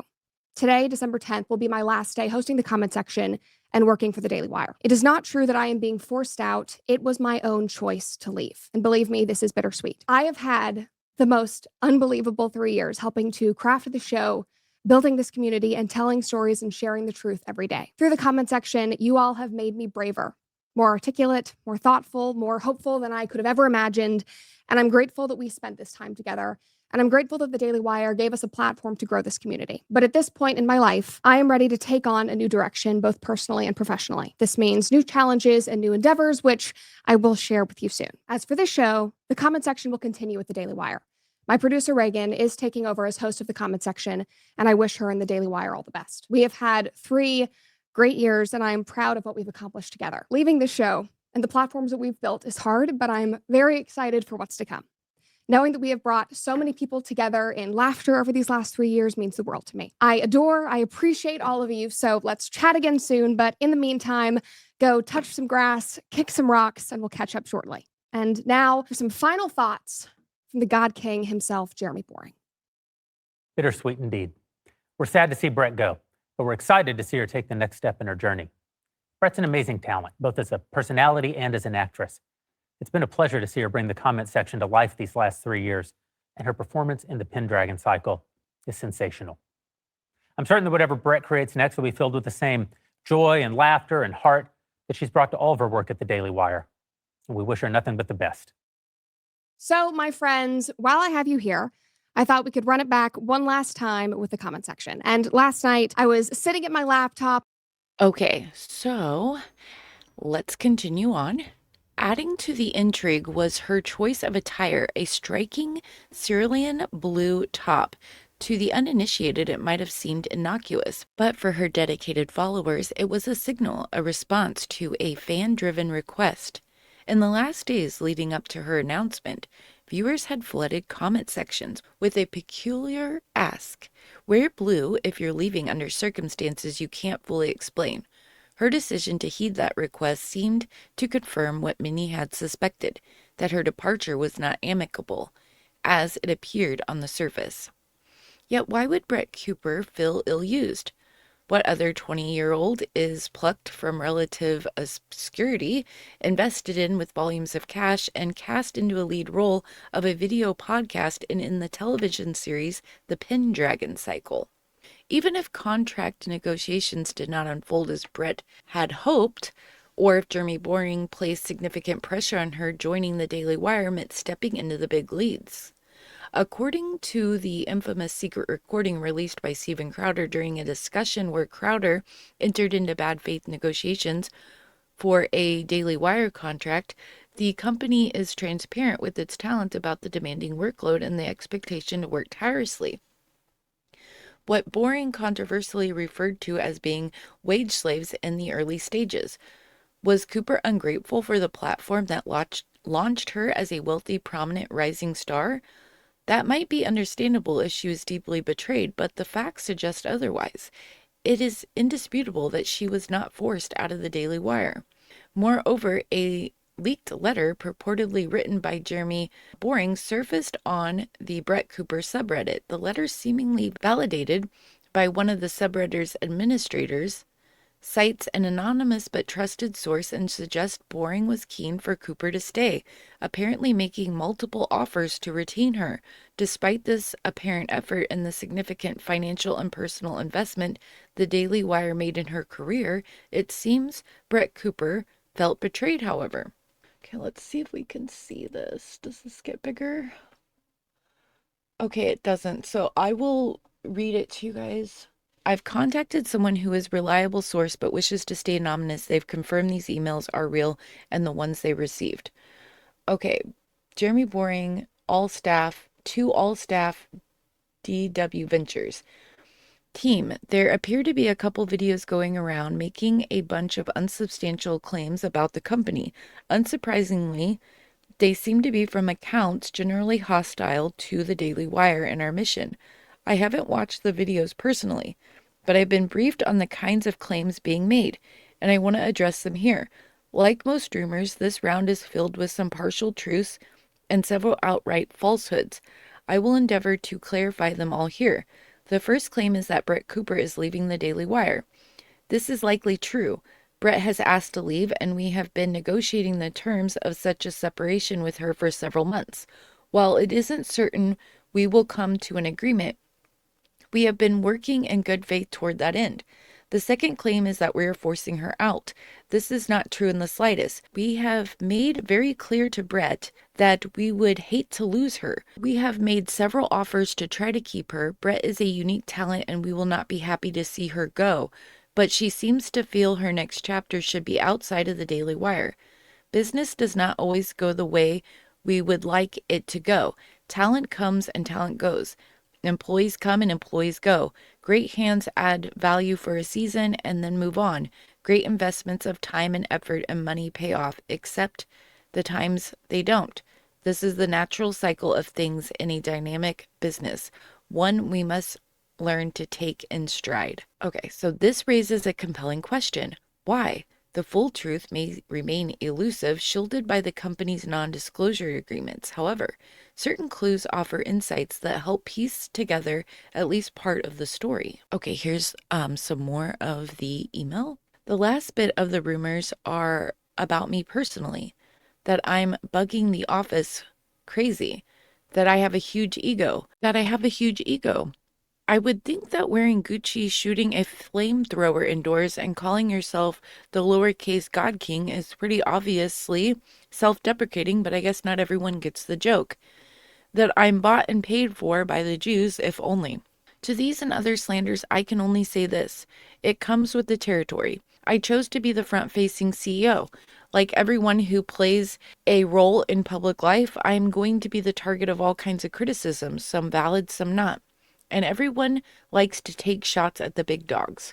The Daily Wire is the big dog. We're bigger than any of our friends in the online conservative movement. We're bigger than any of our enemies, too.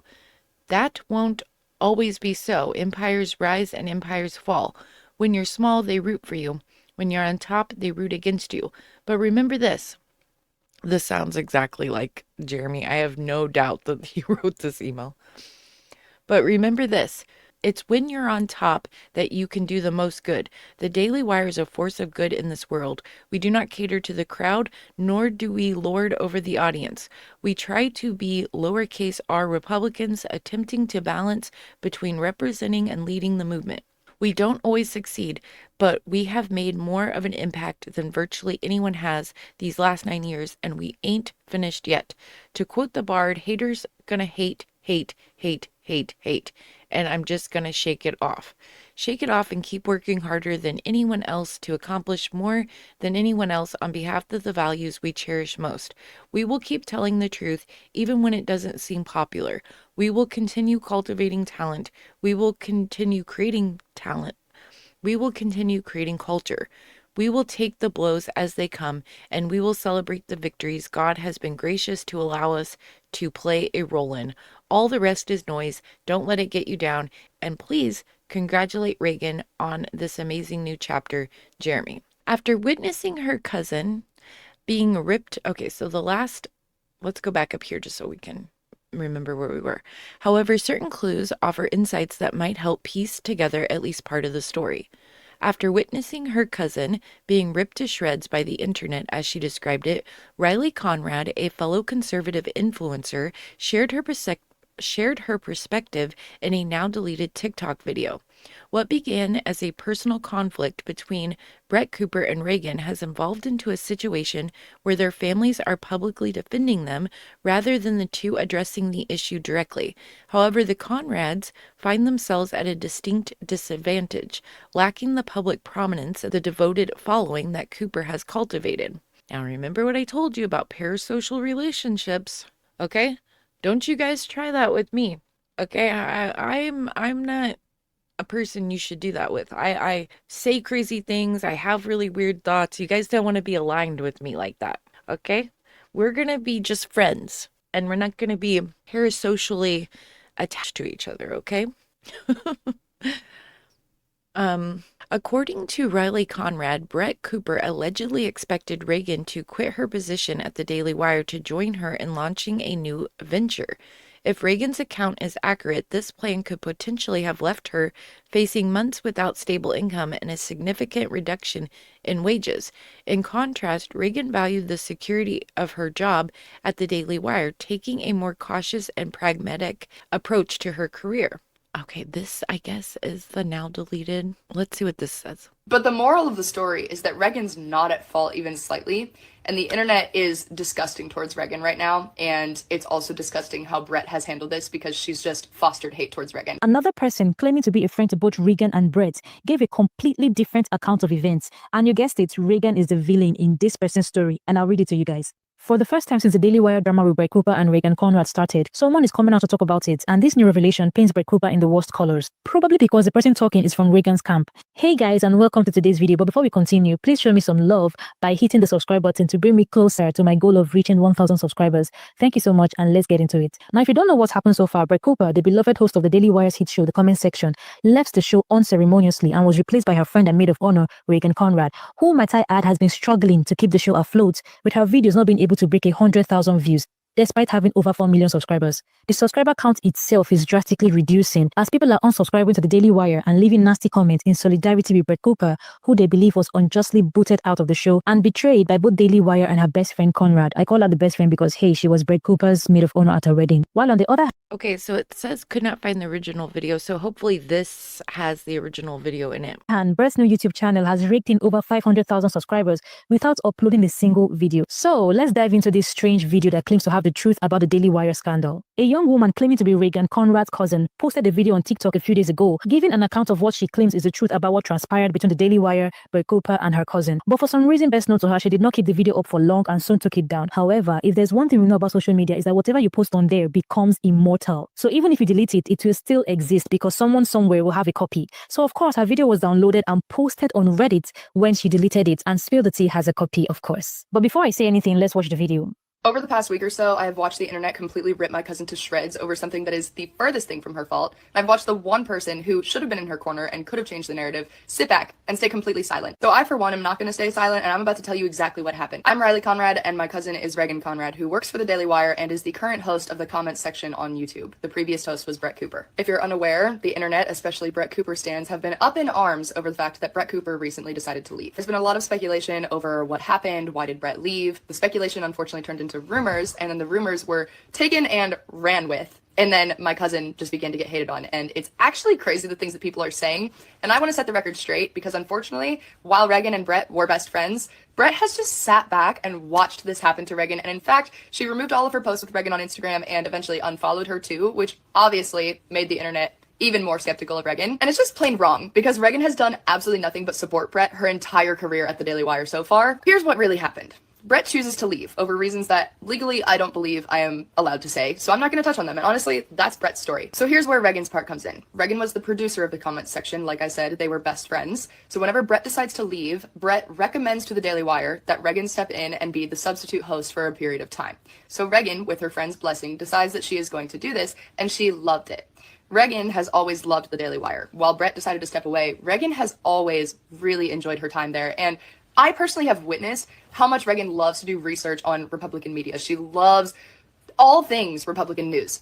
So this was perfect for her. However, that being said, Reagan wanted them to continue searching for other hosts that could actually step in full time. So she's a substitute host while they're doing this search, and they decided they didn't like any of the other host options. They wanted Reagan. So the Daily Wire reaches out and offers the position to Reagan. Now Reagan is stuck between a rock and a hard place.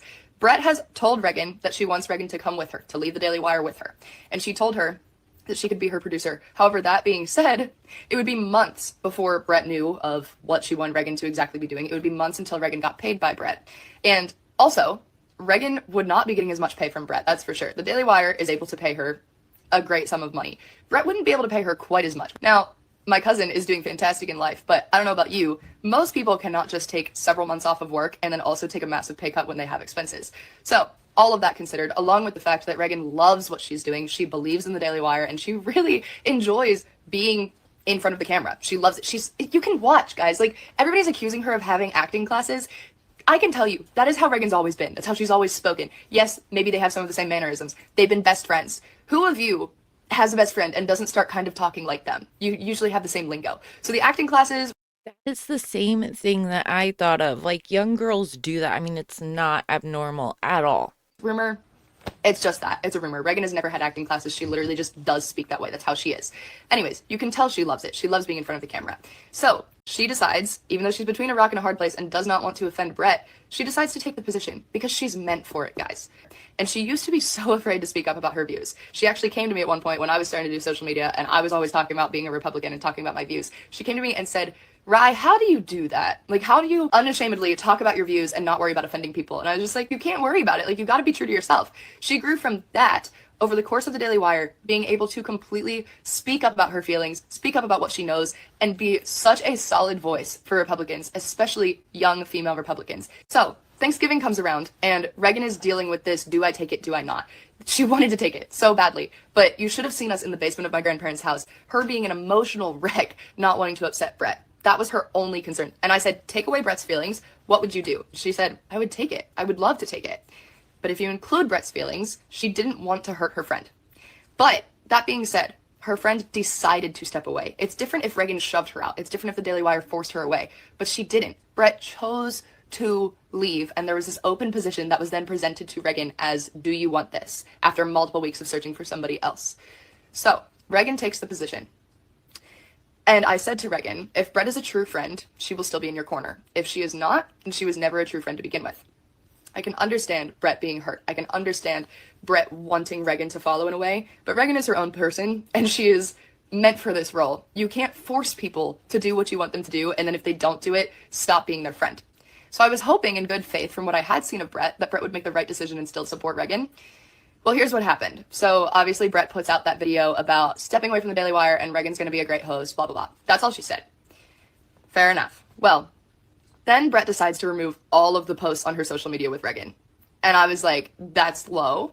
But okay, maybe she's just trying to support Regan. Maybe she's trying to not let her be in the limelight and not let people find her social media so that she doesn't get hated on. I don't know. Well, then Brett completely unfollows Regan off of Instagram. Messed up if you ask me. Because Regan always was supporting Brett. Regan loved Brett, still loves Brett. To be honest with you, the way that she still is so forgiving of this girl is really incredible, because I would have said screw you after all of the things that Brett has now done.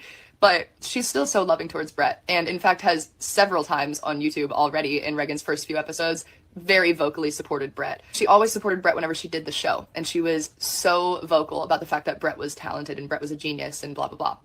So I was very much hoping that whenever the tables turned and Regan stepped into the position, that Brett would do the same. Well, instead, since Regan did not come along with Brett and leave the Daily Wire for Brett, Brett has completely turned on her and allowed the hate to happen. Even though Regan was offered the position fairly and Brett chose to step away, she's allowed the hate to spew and has not come forward and tried to clear Regan's name even slightly. So sure, do I think the Daily Wire could have handled this differently and started a new show? Sure. But the show was never owned by Brett. It was never Brett's show. It's the Daily Wire's show, hosted by Brett. There was actually a host before Brett, although a lot of people don't know that. So while do I think the Daily Wire could have done things differently and given a little more room for, I don't know, grieving of Brett leaving? Sure. But the moral of the story is that Regan's not at fault even slightly, and the internet is disgusting towards Regan right now, and it's also disgusting how Brett has handled this, because she's just fostered hate towards Regan, and Regan has said nothing but support for Brett. Okay, so that's fascinating, because why on earth would Brett get so upset with her friend?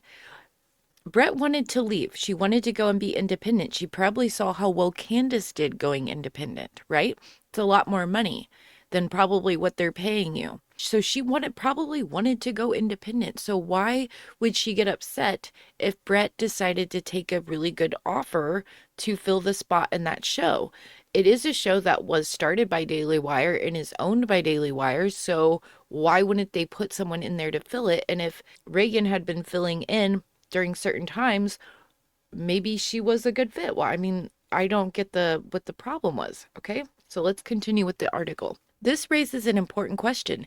Did Regan deliberately push Brett to leave in order to take her role, or did she simply support Brett's decision to pursue independent opportunities, as she had done for 3 years?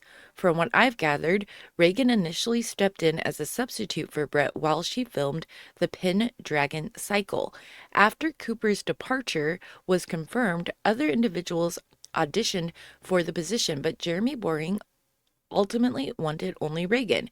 Given her years of experience on the show, the fact that she partnered with Brett to build the audience, her status as second in command, and her relative youth and attractiveness, her casting seems both logical and plausible. While the truth behind whether Regan pushed Brett out or deceived her may remain elusive, it's important to note that the notion of Regan scheming to take Brett's job appears overly cynical and just lacks substantial evidence. Plus, the company isn't going to go for that. If Brett wanted to stay and she was doing perfectly fine at her job, why on earth would they then be like, oh yeah, let's have this girl push her out? I mean, that doesn't even make sense. In contrast, Brett's behavior since her departure suggests a serious lack of unprofessionalism. From veiled accusations to her apparent resentment, Brett's conduct has fueled speculation and undermined what could have been a graceful transition. More than unprofessional, Brett Cooper's actions reflect poorly on her as a friend. If I chose to leave a show on my own accord, I wouldn't begrudge my friend for stepping into the role I willingly vacated. Expecting them to do otherwise is very much the reasoning of a 23-year-old. Moreover, as an adult, I wouldn't demand or even expect my friend to abandon their career to follow me into uncertainty. 23 and is an adult, and it's no excuse for that behavior, in my opinion. The expectation that just because you quit your job, that your bestie should leave with you, especially in the context of a behind-the-scenes producer without name recognition or financial security, borders on diva behavior, a potential byproduct of being cast into a role at a young age without earning it over the course of time. Producers lack the resources and public clout to succeed independently, making such a leap a substantial risk that leaves them vulnerable to the whims of talent. Suggesting that a friend take such a gamble is not only unfair, but also immature, reflecting a mindset that is perhaps still grappling with the delicate balance between professional ambition and personal loyalty. Furthermore, if Conrad were to seek employment elsewhere, there's no guarantee the Daily Wire would welcome her back. Moving beyond conservative media, especially to the left-leaning realm of Hollywood, would require relocating and might even result in unemployment in her chosen field. Even if Conrad initially agreed to follow Brett, it is entirely understandable if, after a cooling off period, she began to doubt that decision and lacked the resolve to move forward with it, especially when faced with a new opportunity for career advancement. Changing her mind should not be a betrayal, or certainly not one that justifies the harassment, bullying, and outright abuse directed at Reagan or at those who had invested in Cooper's success. Moreover, Cooper's speech at AmFest, hosted by Turning Point USA, raised critical eyebrows as it seemed to criticize the Daily Wire. While I agree with her emphasis on gratitude, something we should all focus on, she doesn't appear to follow her own advice. She spoke at length about friends disappointing her, shifting alliances, and others falling short, but concluded that Brett would eventually overcome her disappointments. Again, this just lacks professionalism. You will not find this type of purpose in likes or clicks or viral moments. Those will not sustain you. I learned that the hard way. For me, purpose is waking up every single day with the goal of making the world a little more sane, to empower every single one of my viewers to feel a little bit more confident in their values, to leave a lasting legacy. That's what I think about every single day. It is the determination to one day be able to tell my future children that I stood firm in my beliefs, that I was not bullied into silence, that I fought to make the world better, and that I did it joyfully, that I showed up on my show every single day joyfully because it mattered. And that is the kind of purpose that makes you literally unshakable. No matter what storms come your way, whether they are personal or professional or political, that keeps you rooted. But of course, and you guys are probably guessing this, we are still missing one component, and it is arguably the most important, and that is family and community. As I navigate life, I have had to learn that individual friends come and go, politicians will come and go, people will disappoint you, and sometimes alliances shift. The figures that I once trusted might fall short. Everyone goes through this, it's not just me. But on the other side of all of those changes and all of those disappointments is a better us, if we stick to the values and the principles that act as our guiding compass. Okay, my goodness. Back to reading the article. The mother of all problems, adding fuel to the fire, Brett's mother repeatedly liking hateful comments about Reagan Conrad doesn't feel accidental, it feels calculated. Especially since the individual comments were narrative forming. Some people take the mom's support of Brett as proof of wrongdoing on the part of Conrad.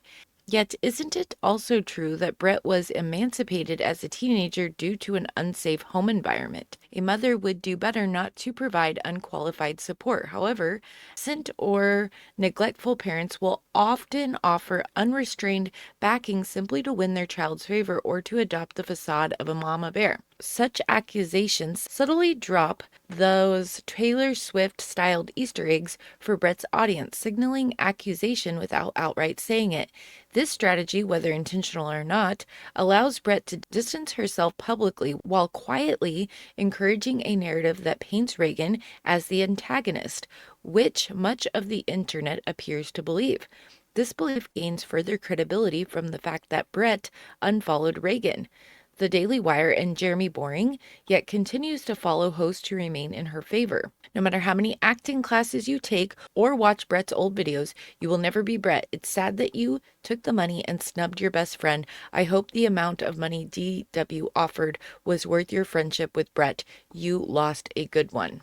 So I don't know if this is this from her mom or something, or her mom liked this post. Then there's the involvement of Brett's high-profile friends and fans who've taken to making videos that, intentionally or not, embolden their fans to target Reagan. This behavior mirrors the classic flying monkey strategy, a term coined to describe a type of bullying where allies, rather than the individuals themselves, carry out the attacks. It's a method that offers plausible deniability while unleashing a wave of online harassment against the perceived rival. While there are always two sides to a story, I feel the optics here don't favor Brett if one looks closely. The question looms, if Reagan genuinely stepped into a role Brett left willingly, why the hostility? And if the animosity stems from deeper unresolved tensions, then the audience, caught in the crossfire of subtweets, Instagram likes, and carefully worded videos, might be witnessing a feud that says more about Brett's insecurity than Reagan's actions. This orchestrated shade, whether intentional or not, raises larger questions about how women navigate professional competition, particularly in spaces as visible and scrutinized as media. It's one thing to rise to the top, it's another to leave gracefully without tearing others down in the process. A single word from Brett could silence the pitchfork mob, caricaturing and harassing her former friend. Yet she remains conspicuously silent as her friend is engulfed. And engulfed is the right word. I've watched numerous hostile YouTube videos, read hundreds of comments where people spread baseless rumors about Reagan. The sexist attacks question her chastity, circulate unflattering AI images of her with smeared mascara, and unleash every kind of vitriol the internet throws at women it deems vulnerable. The Timu Brett comment. One of Cooper's most influential allies, Candace Owens, a former podcast host for the Daily Wire, publicly commented on Brett Cooper Reagan Conrad drama. Owens amplified a YouTube comment that referred to Reagan as Timu Brett and appeared to suggest, in her typical "I'm just asking questions" fashion,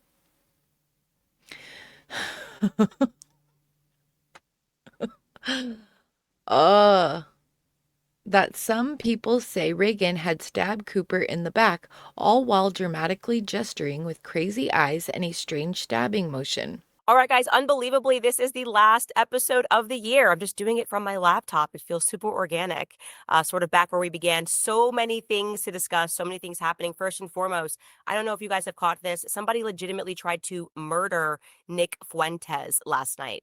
Totally insane, and it's really a sad story. The suspect is dead, but they killed 3 other people in the process, plus 2 dogs. We're going to speak about that, talk about doxing. On top of that, Andrew Tate, the case has been dismissed in Romania, which was something that I was signaling was going to happen for a very long time. It has not been dismissed. Oh, this woman, like...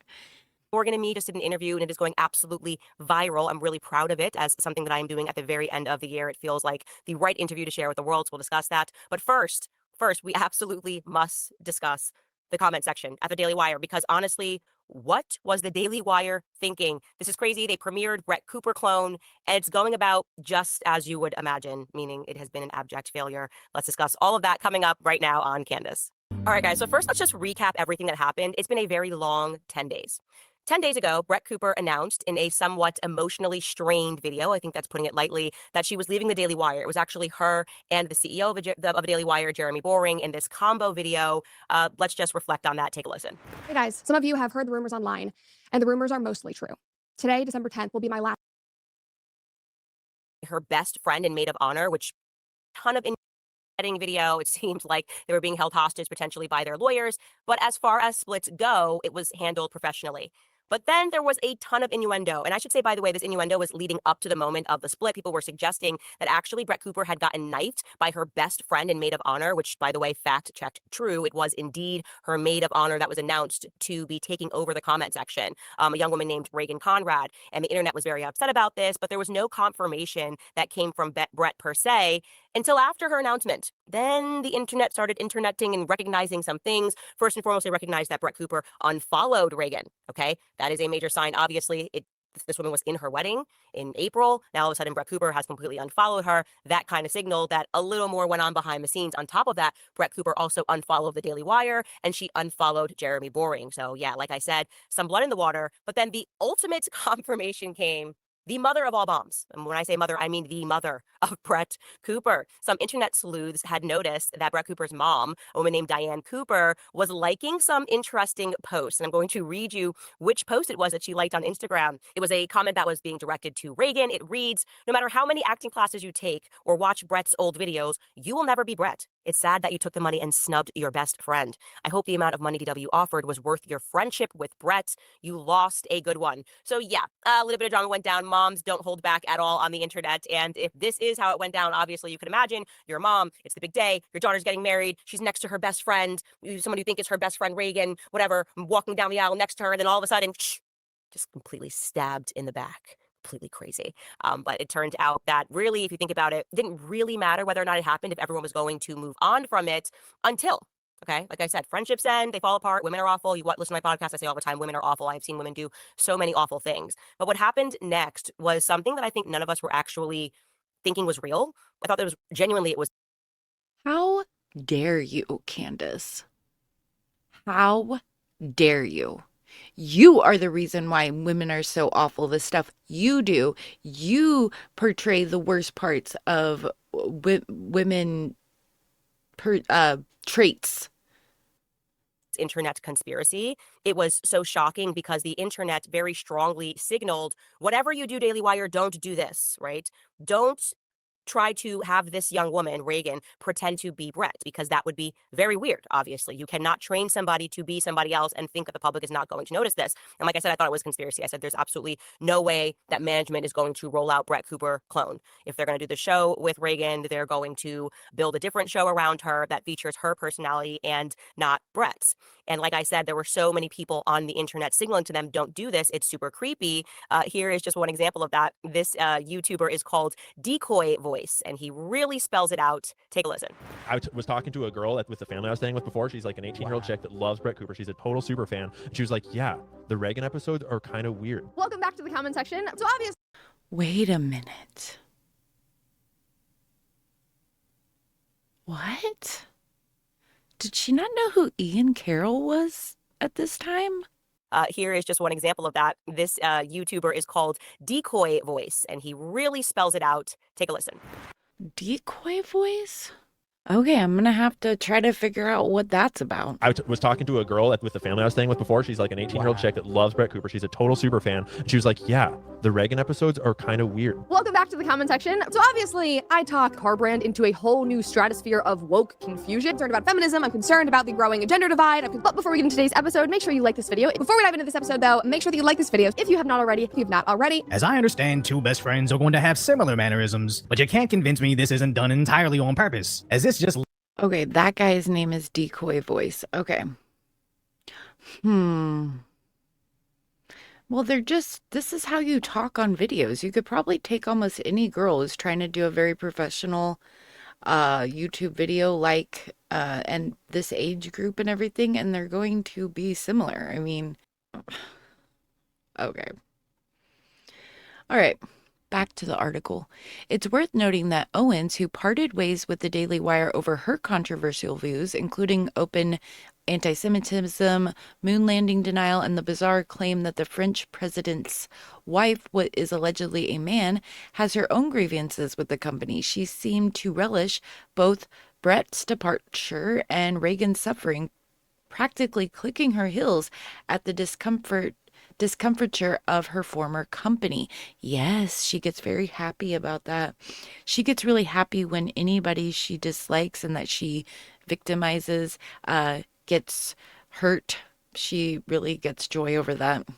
Moreover, Owens platformed comments that accused Conrad of taking acting classes to mimic Brett Cooper, a now debunked and widely dismissed claim. On the surface, this accusation seems frivolous. After all, best friends often adopt each other's mannerisms. Given Reagan's behind-the-scene role, it's even possible that Brett was influenced by Conrad. My guess, however, is their personalities are probably similar, and their close friendship would inevitably lead to overlap in their expressions and behaviors over time. These two were undeniably very close. Joining the Queen of the Groypers, throughout 2024, the world has watched the unraveling of Candace Owens as she promotes numerous conspiracy theories, and her comment sections fill up with bots and Groypers spewing the worst anti-Jewish content I've ever seen on the internet. It is truly vile. Yet, she appears to love her crown as Queen of the Groypers, mistaking her growth on social media as a sign of approval, when it appears to be approval from a dark place or bots sent by people sympathetic to her anti-Semitic views. That said, most mainstream conservatives inch away from her as if moving from a rotted carcass. Yet Cooper does not seem to notice or mind the stench. Indeed, according to Owens, they may even do collaborations. Moreover, Cooper in the past few weeks has also liked one of Owens' posts labeling Israel's actions in Gaza as a genocide, then promoted a Groyper singer whose song promotes propaganda against the Israelis. Okay.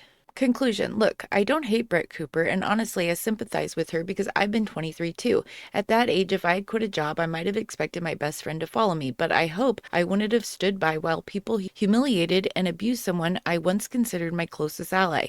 This feeling of sympathy is amplified by the fact that her parents do not seem to play an active role in her life, or at least one where they might be a meaningful influence. She is married, but is her husband a media personality with years of experience in contract negotiations and influencer personalities as narcissistic as Owens? I think Cooper isn't a bad person, but she needs wisdom and perspective, and teeters dangerously close to diva territory. That said, I generally dislike the idea of someone with Brett's potential aligning herself with Candace Owens and her followers. In fact, I suspect Owens may be encouraging some of Cooper's missteps, as it fits her own agenda of provoking the Daily Wire. While Brett already has a huge following and could easily become the red pill princess, I sincerely hope she doesn't sacrifice her reputation by hitching her wagon to someone like Candace. For audience, the feud offers a voyeuristic glimpse into the inner workings of a high-profile media company. As the drama unfolds, one question looms. Is Reagan Conrad truly the usurper her critics claim, or is Brett Cooper orchestrating or simply standing by while her friends organize her former best friend's downfall? The truth may never fully emerge, but for now, one thing is clear. When Candace Owens stated that women are awful, I've seen women do many awful things, I agree. But I don't believe that statement should be applied to Reagan. Well, you know what? I don't think it should be either. And I find a lot of things very, very odd, especially knowing what I've learned over this series. But before we get into it any further, I want to see if I have any other videos on this topic. So let me go there. Let's see what this video has to say. I think it might be more just reinforcement, but we shall see. It's the moment you've all been waiting for. Some new information has finally surfaced regarding Brett Cooper leaving the Daily Wire. And this particular information is especially interesting and cryptic in a way. First of all, for those of you who don't know, Brett Cooper, host. Okay, I know that you guys don't like the videos sped up, but I cannot sit here like all day. You guys only see like 2 hours or more, or slightly more, slightly less. It takes way longer for whatever reason. I have no idea. I don't know. Like, it takes hours and hours and hours. Of the comment section with Brett Cooper. She left, and now the show is being run by Reagan Conrad. Well, Reagan's cousin, Riley Conrad, made a video 9 minutes long titled The Truth About Brett Cooper Leaving the Daily Wire. And what makes this particularly interesting is this video was only up for a very short time. I'm not sure how long exactly, but it's my understanding that it was only a maximum a few hours. And then she deleted it. So I'm not even sure what she's going to say. I have not watched this yet. This is seriously my first reaction as well. So let's get started with this. Don't forget to subscribe if you want to keep your sanity. Over the past week or so, I've watched the internet completely rip my cousin to shreds over something that is the furthest thing from her fault. And I've watched the one person who should have been in her corner and could have changed the narrative sit back and stay completely silent. So I, for one, am not going to stay silent, and I'm about to tell you exactly what happened. I suggest that you listen to this video, and in fact, even share this around, because this needs to be spoken about and Reagan's name needs to be cleared. I'm Riley Conrad, and my cousin is Reagan Conrad, who works for the Daily Wire and is the current host of the comments section on YouTube. The previous host was Brett Cooper. If you're unaware, the internet, especially Brett Cooper stans, have been up in arms over the fact that Brett Cooper recently decided to leave. There's been a lot of speculation over what happened, why did Brett leave. The speculation unfortunately turned into rumors, and then the rumors were taken and ran with. Well, now there's even more speculation, because if what you're saying in this video is true, it kind of begs the question, why did you delete it? That's something that I think a lot of people want to know. It comes off now strange. Did you delete it because you got some information a little bit incorrect? You never posted any updates. So it comes across a little bit suspicious, I guess. I don't know. It makes the whole situation all the more complicated. And then my cousin just began to get hated on. And it's actually crazy the things that people are saying. And I want to set the record straight, because unfortunately, while Reagan and Brett were best friends, Brett has just sat back and watched this happen to Reagan. And in fact, she removed all of her posts with Reagan on Instagram and eventually unfollowed her too, which obviously made the internet even more skeptical of Regan. And it's just plain wrong because Regan has done absolutely nothing but support Brett her entire career. I wonder why, though.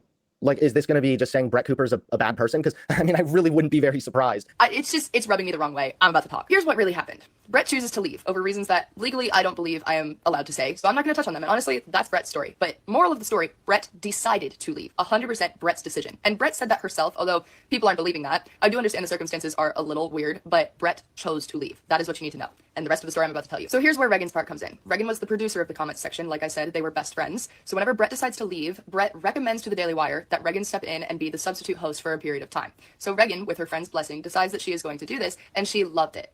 Regan has always loved the Daily Wire. While Brett decided to step away, Regan has always really enjoyed her time there. And I personally have witnessed how much Regan loves to do research on Republican media. She loves all things Republican news. So this was perfect. Okay, so I'm now going to conclude that this video might be a bit of a simp fest for Regan Conrad. However, I am interested in the whole story, and it does seem as if Brett Cooper might be the one who's in the wrong, at least based on the information we're hearing so far. For her. I've watched her grow and flourish with the Daily Wire, and she has literally just stepped into each position full force, and she absolutely loved her time being able to be the substitute host. However, that being said, Regan wanted them to continue searching for other hosts that could actually step in full-time. So she's the substitute host while they're doing this search, and they decided they didn't like any of the other host options. They wanted Regan. So the Daily Wire reaches out and offers the position to Regan. Now Regan is stuck between a rock and a hard place. Brett has told Regan that she wants Regan to come with her, to leave the Daily Wire with her. And she told her that she could be her producer. However, that being said, it would be months before Brett knew of what she wanted Regan to exactly be doing. It would be months until Regan got paid by Brett. And also, Regan would not be getting as much pay from Brett, that's for sure. The Daily Wire is able to pay her a great sum of money. Brett wouldn't be able to pay her quite as much. While Brett is doing quite well for herself, it wouldn't be able to be quite as much. So Regan would be taking a significant pay cut. Now, Okay, so now this is starting to seem even more petty of Brett Cooper. Could it be then, if what this girl is saying is true, that Brett Cooper is unfollowing her friend and just being downright kind of rude or at least silent towards her friend when her friend is getting a bunch of backlash or whatever? Is it just because she wanted that girl to come along with her and be her little social media manager? Even though the Daily Wire offered her a job?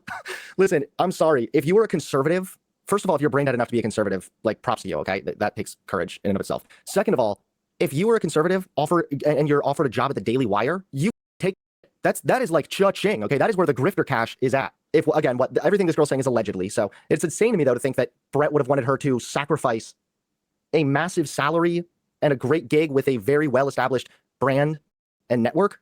Just give that all up so that she can just like follow Brett Cooper around as her little cheerleader, and then maybe one day she'll be able to be the social media manager for her. What? my cousin is doing fantastic in life, but I don't know about you. Most people cannot just take several months off of work and then also take a massive pay cut when they have expenses. So all of that considered, along with the fact that Regan loves what she's doing, she believes in the Daily Wire, and she really enjoys being in front of the camera. She loves it. You can watch, guys. Like, everybody's accusing her of having acting classes. I can tell you, that is how Regan's always been. That's how she's always spoken. Yes, maybe they have some of the same mannerisms. They've been best friends. Who of you has a best friend and doesn't start kind of talking like them? You usually have the same lingo. So the acting classes, rumor. I mean, that is definitely something to remember. Like, if your cousin is best friends with Brett Cooper, your cousin needs to reevaluate some things. Also, what exactly is there to copy about Brett Cooper? Like, she's already a copy-pasted version of every generic conservative white woman. So the acting classes, rumor. It's just that. It's a rumor. Regan has never had acting classes. She literally just does speak that way. That's how she is. Anyways, you can tell she loves it. She loves being in front of the camera. So she decides, even though she's between a rock and a hard place and does not want to offend Brett, she decides to take the position because she's meant for it, guys. I don't know how to explain to you. I've watched Regan grow over the course of her time there, and she used to be so afraid to speak up about her views. She actually came to me at one point when I was starting to do social media, and I was always talking. So why would Regan be mad, or why would Brett Cooper be mad at Regan? Why would they start all this weird? There was a whisper campaign before. For whatever reason, rumors started swirling around the internet. Then it was the blue sweater thing, and then this weird stuff allowing Regan to be attacked over and over and all this stuff. Okay, looking at all this stuff made me think of something. And shout out to Jessica Krause from House and Habit, because I would have never figured this out if it wasn't for her and her article series that we're reading on this channel. So let me show you guys something crazy. I asked in my research for this episode as it was going along, I started thinking in my head, wow, this all sounds really familiar. I asked Grok, who is Brett Cooper's PR manager? Brett Cooper's PR publicist is Mitchell Jackson of BCC Communications. Key details. Mitchell Jackson runs BBC Communications, a boutique firm specializing in crisis PR and strategic communications for high-profile, often controversial clients. He has represented Brett Cooper for some time.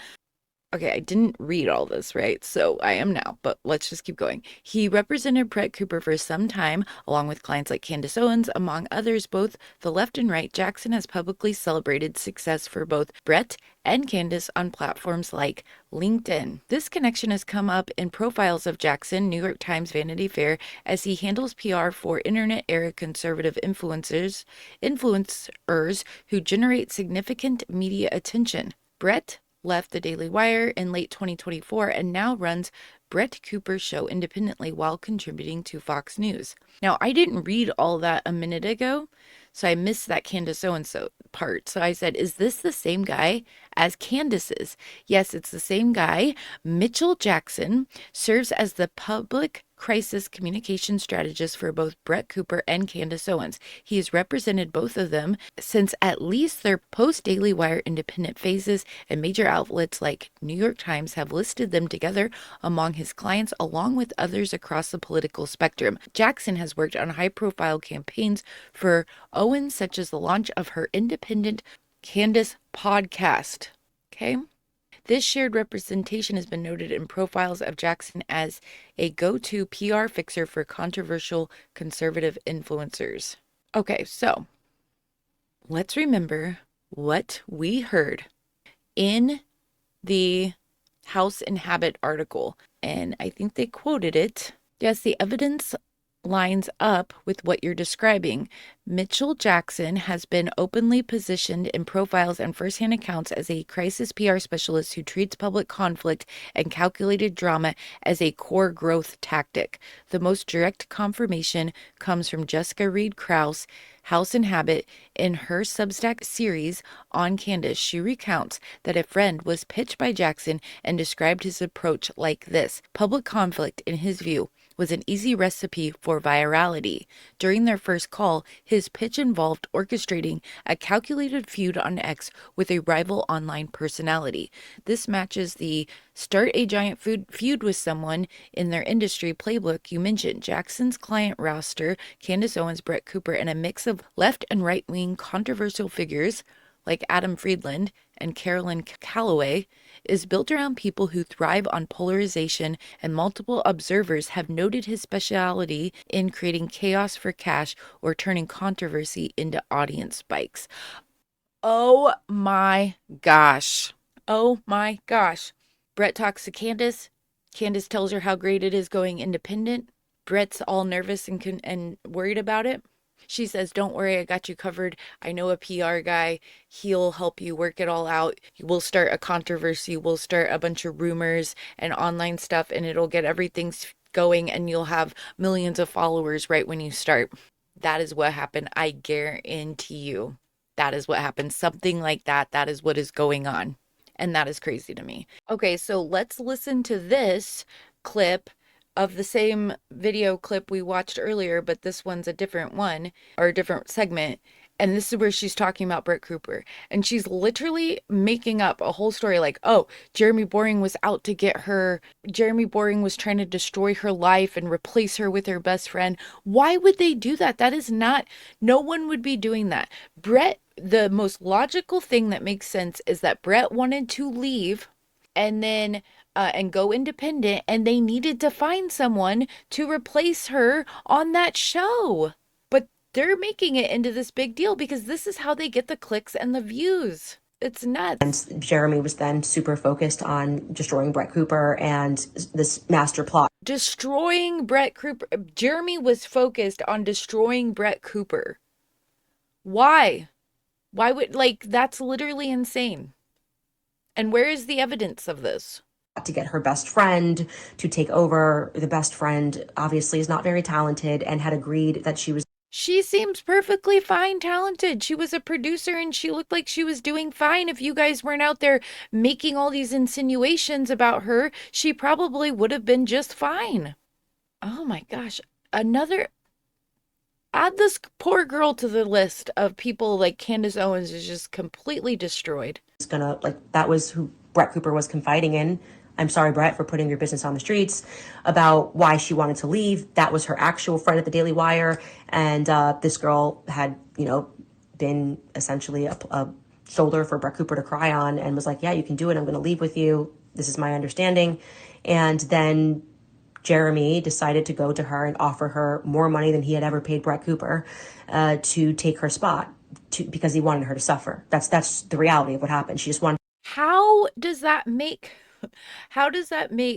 Brett Cooper suffer? Brett Cooper wants to go independent. She's going independent on her own, just like you did, where she's probably making way more money and doing just fine, working for herself. How is putting another person in that place making Brett suffer? This is the same thing she did with what were we the last episode we were watching, and she was going off, the Steven Crowder thing. It's like, Steven Crowder's affecting me and Brett Cooper. He's hurting us. He's trying to hurt us. And it's like, this has nothing to do with you. This is a contract dispute between Daily Wire. How is this hurting you at all?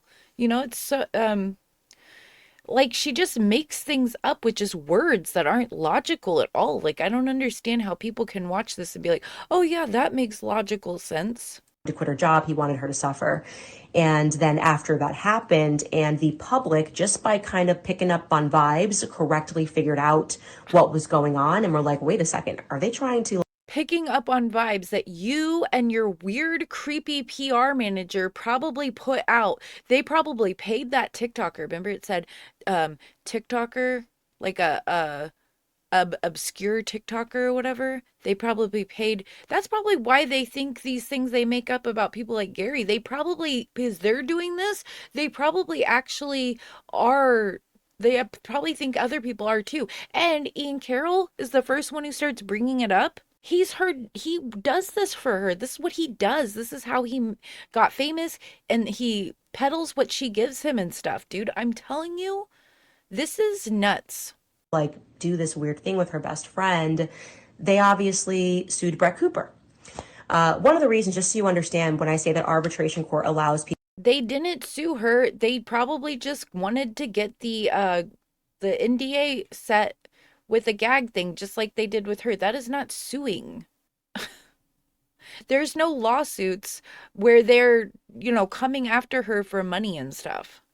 Like, that wouldn't be able to be kept secretly. People to abuse people. And again, I am going to pre-apologize to Brett Cooper for putting this on the streets, but I think it's really important for people to understand what the Daily Wire is, because they are truly sadistic, they are truly psychopathic, and they will never stop. There's nothing that will stop them, and they want destruction, like what Ben is calling for. They don't care if everybody dies.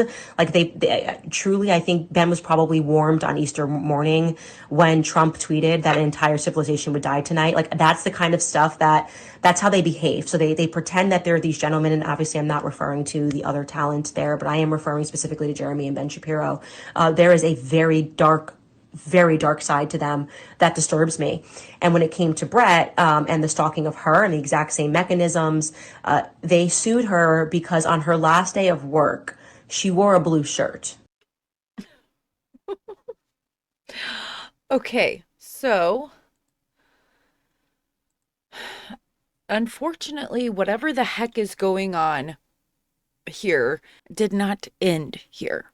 So apparently. So I have found some, and this is actually recent. So see, it's getting brought back up again. It's like they are recycling stuff again, right? To drum up the outrage and the clicks. Okay, let me go see what I found about more recent stuff. Okay, so this is Jeremy Hambley. I'm not for sure. It's the quartering. But about stress, okay? I stumbled onto a major company conspiracy. It's called Brett Cooper Sued and Stalked by Daily Wire. Candace Owens Leaks Everything. So let's see what Candace Owens has for proof.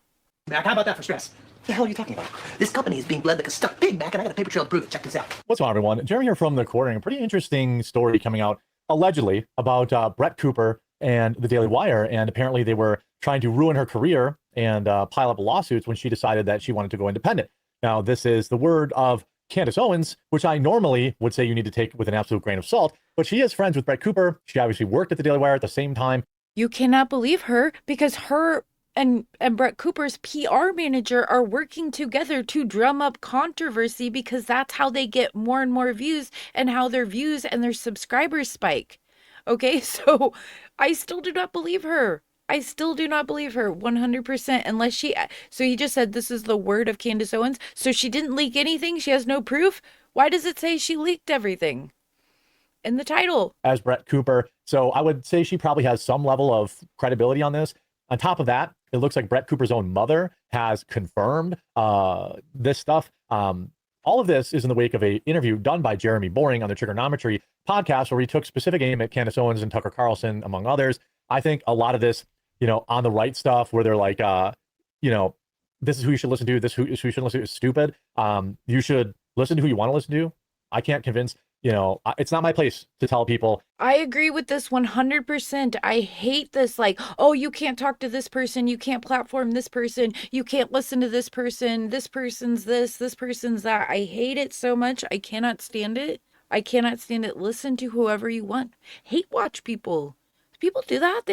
There's people they don't agree with at all, but they watch them. I watched this beautiful, I forget her name. She's a Jewish woman. She has a show, and I think she's also a journalist, and she's Jewish. People would know who she was. She's really pretty. She was saying the other day that she likes to watch Nick Fuentes. She's like, I hate watch it because he's funny and it's hilarious, and me and my friends will laugh and stuff. So people watch people, that doesn't mean they agree with them. I definitely don't agree with all the people I watch. You guys should see. You guys know I watch Nick Fuentes. You should see that there's way worse people out there than Nick Fuentes that I watch. Okay? And I do not agree with them, but I watch them because I want to know what they're up to, who they're promoting, what they're talking about, what their new ideals are. It's how I know a lot of weird stuff. Other people don't. Okay? So people should be able to watch whoever they want. People should be able to talk to whoever they want. I don't like that as well. What you should or who you should and who you shouldn't listen to. It's just not how it works. It's not how any of this should work. But this is a very, very odd claim that I wanted to get into. So there's a couple of interesting things here worth talking about. Okay, so first, this is about Brett Cooper. Hourly telling Brett Cooper, then a very young employee of yours, just a few weeks before she was slated to get married, sitting her down and telling her that she shouldn't do that because you had big plans and you were going to turn her into a star because you're the magic. I would probably rank that at the tippity top of bad corporate decisions, among others. Now, again, we weren't there. We don't know the context. The context could very well be, hey, don't get married. You gotta be. We don't know how serious he was or wasn't. But again, we have the comment from her mother, which does kind of speak to how serious he was or wasn't. So, we'll let her finish here, I guess. We'll let her continue.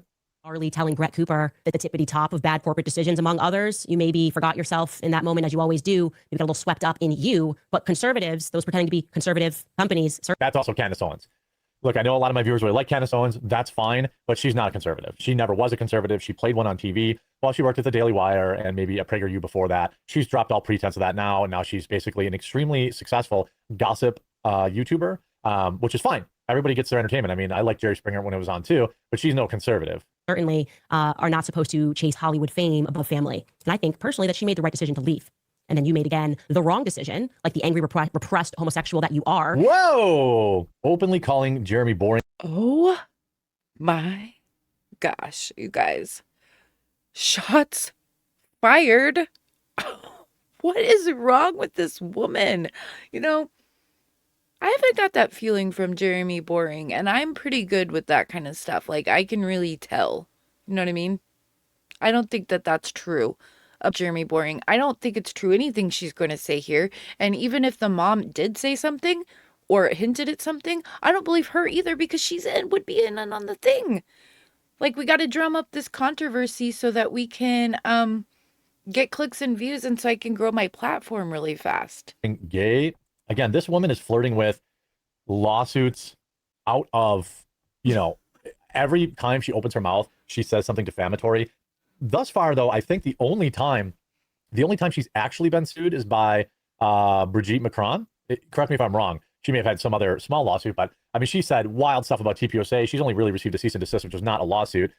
She just accused Jeremy Boring of being gay. In the conservative world, You probably have to know that. Maybe she, the thing is about Candace, just like Milo, I think both of them have zero moral compass, but they also somehow have a lot of information on everybody. Generally, if Milo says something, as crazy as it is, there's probably some kernel of truth to it, and that's probably... Yeah, but they also just straight up lie. And with Candace, she straight up lies. So I don't believe anything that she has to say. I don't. And you shouldn't either. This was 3 months ago. Jeremy Hambly, the quartering, should know this by now. Okay. Probably true of Candace in some cases too. To not just allow a young woman, again, 21 years old, to just leave, but to, again, stalk. Because that's what you do. You stalk. You pretend it's a business, but you're glorified stalkers. In this time, in the most sadistic manner possibly ever, offering an obscene amount of money to her maid of honor at that wedding that you didn't want her to have, to hurt her.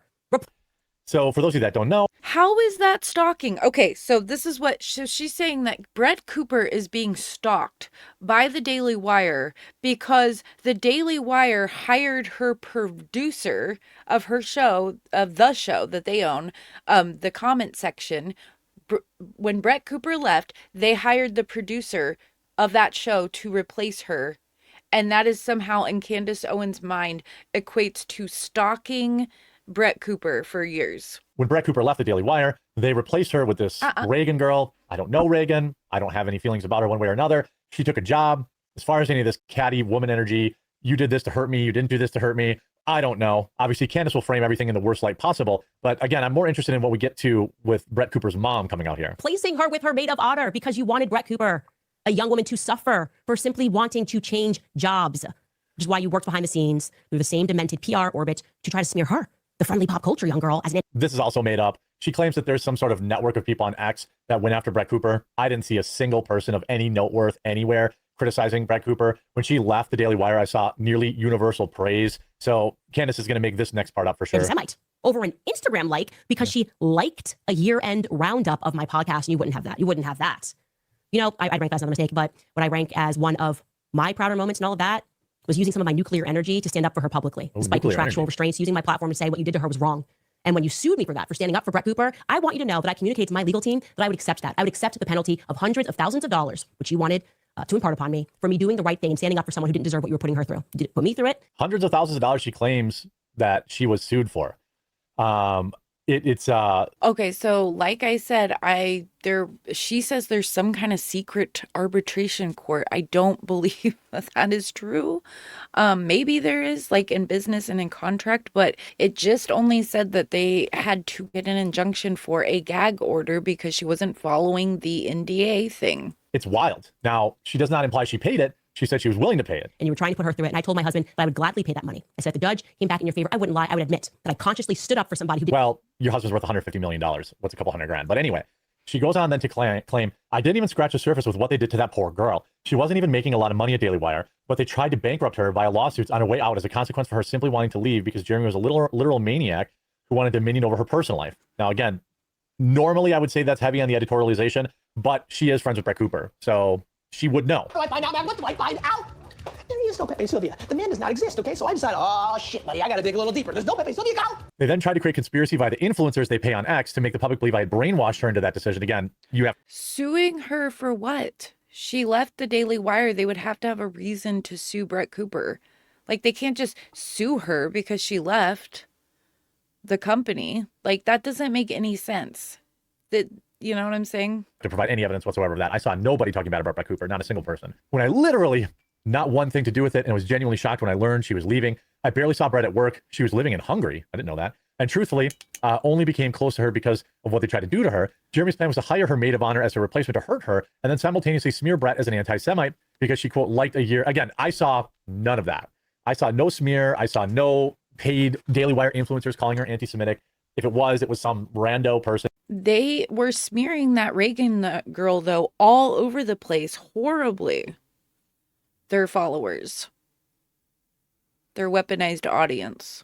And because she launched a Brett Cooper show, and it's bigger than ever. This is why I say leaving Daily Wire is like leaving a cult. Fox News has not stalked, sued, or followed Tucker Carlson. They just fired him and moved on. Consider the difference. Now, interestingly enough, this says, did the maid of honor being hired at Daily Wire ruin the wedding? The wedding had already passed. The wedding was in March. The maid of honor was supposed to go to work with Brett on her new show. Jeremy ran interference and instead offered her an obscene amount of money to replace Brett. He convinced her he could turn her into a star. I'm in no way being dramatic. She's always dramatic. when I say they fixate in gang stalk, and it should not be legal. Now, the only thing here, what's interesting is they're saying this is Brett Cooper's mom, but the good things is 6691. I don't know, if this is. Brett Cooper has not confirmed this, but it has 7,200 likes, and Candace Owens liked it.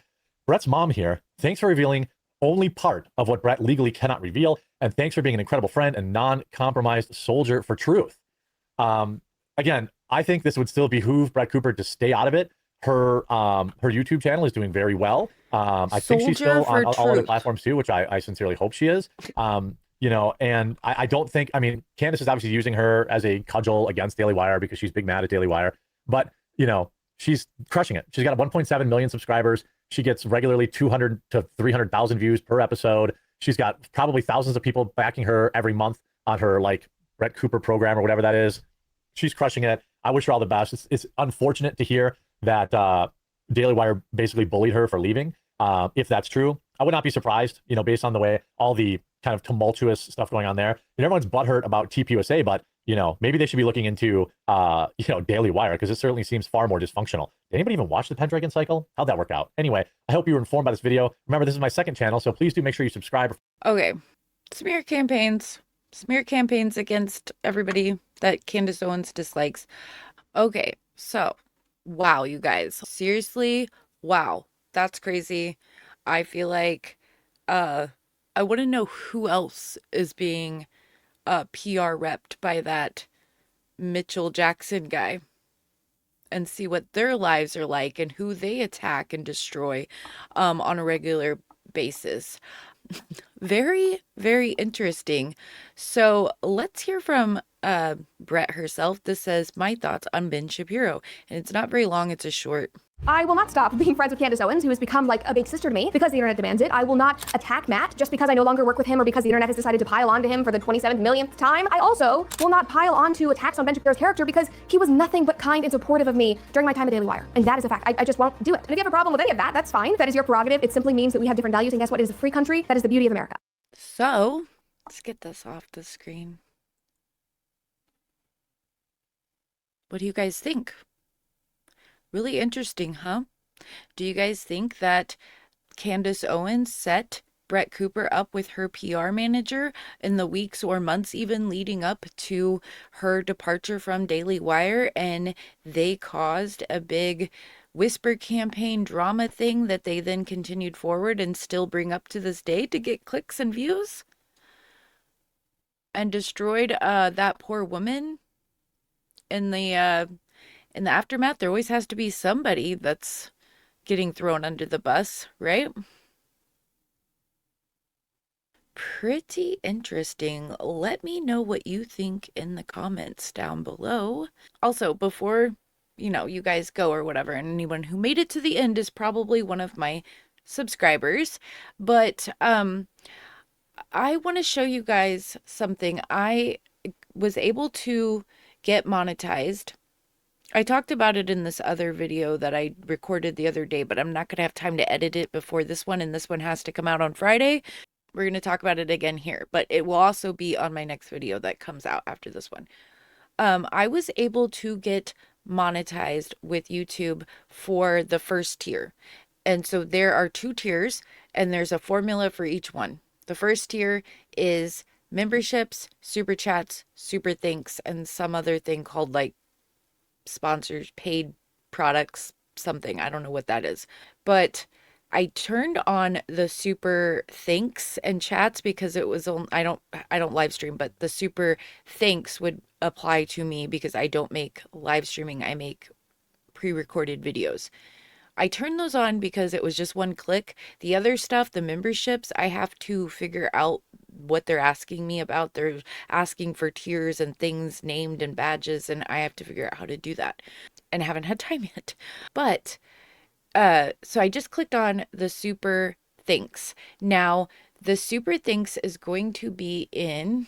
Okay, so the super thanks are going to be in this bar down here where you see the person's logo here, and you can actually click on that and it takes you to their channel, or you can even click on their name and it takes you to their channel. Then there's this join here, and then there's subscribe.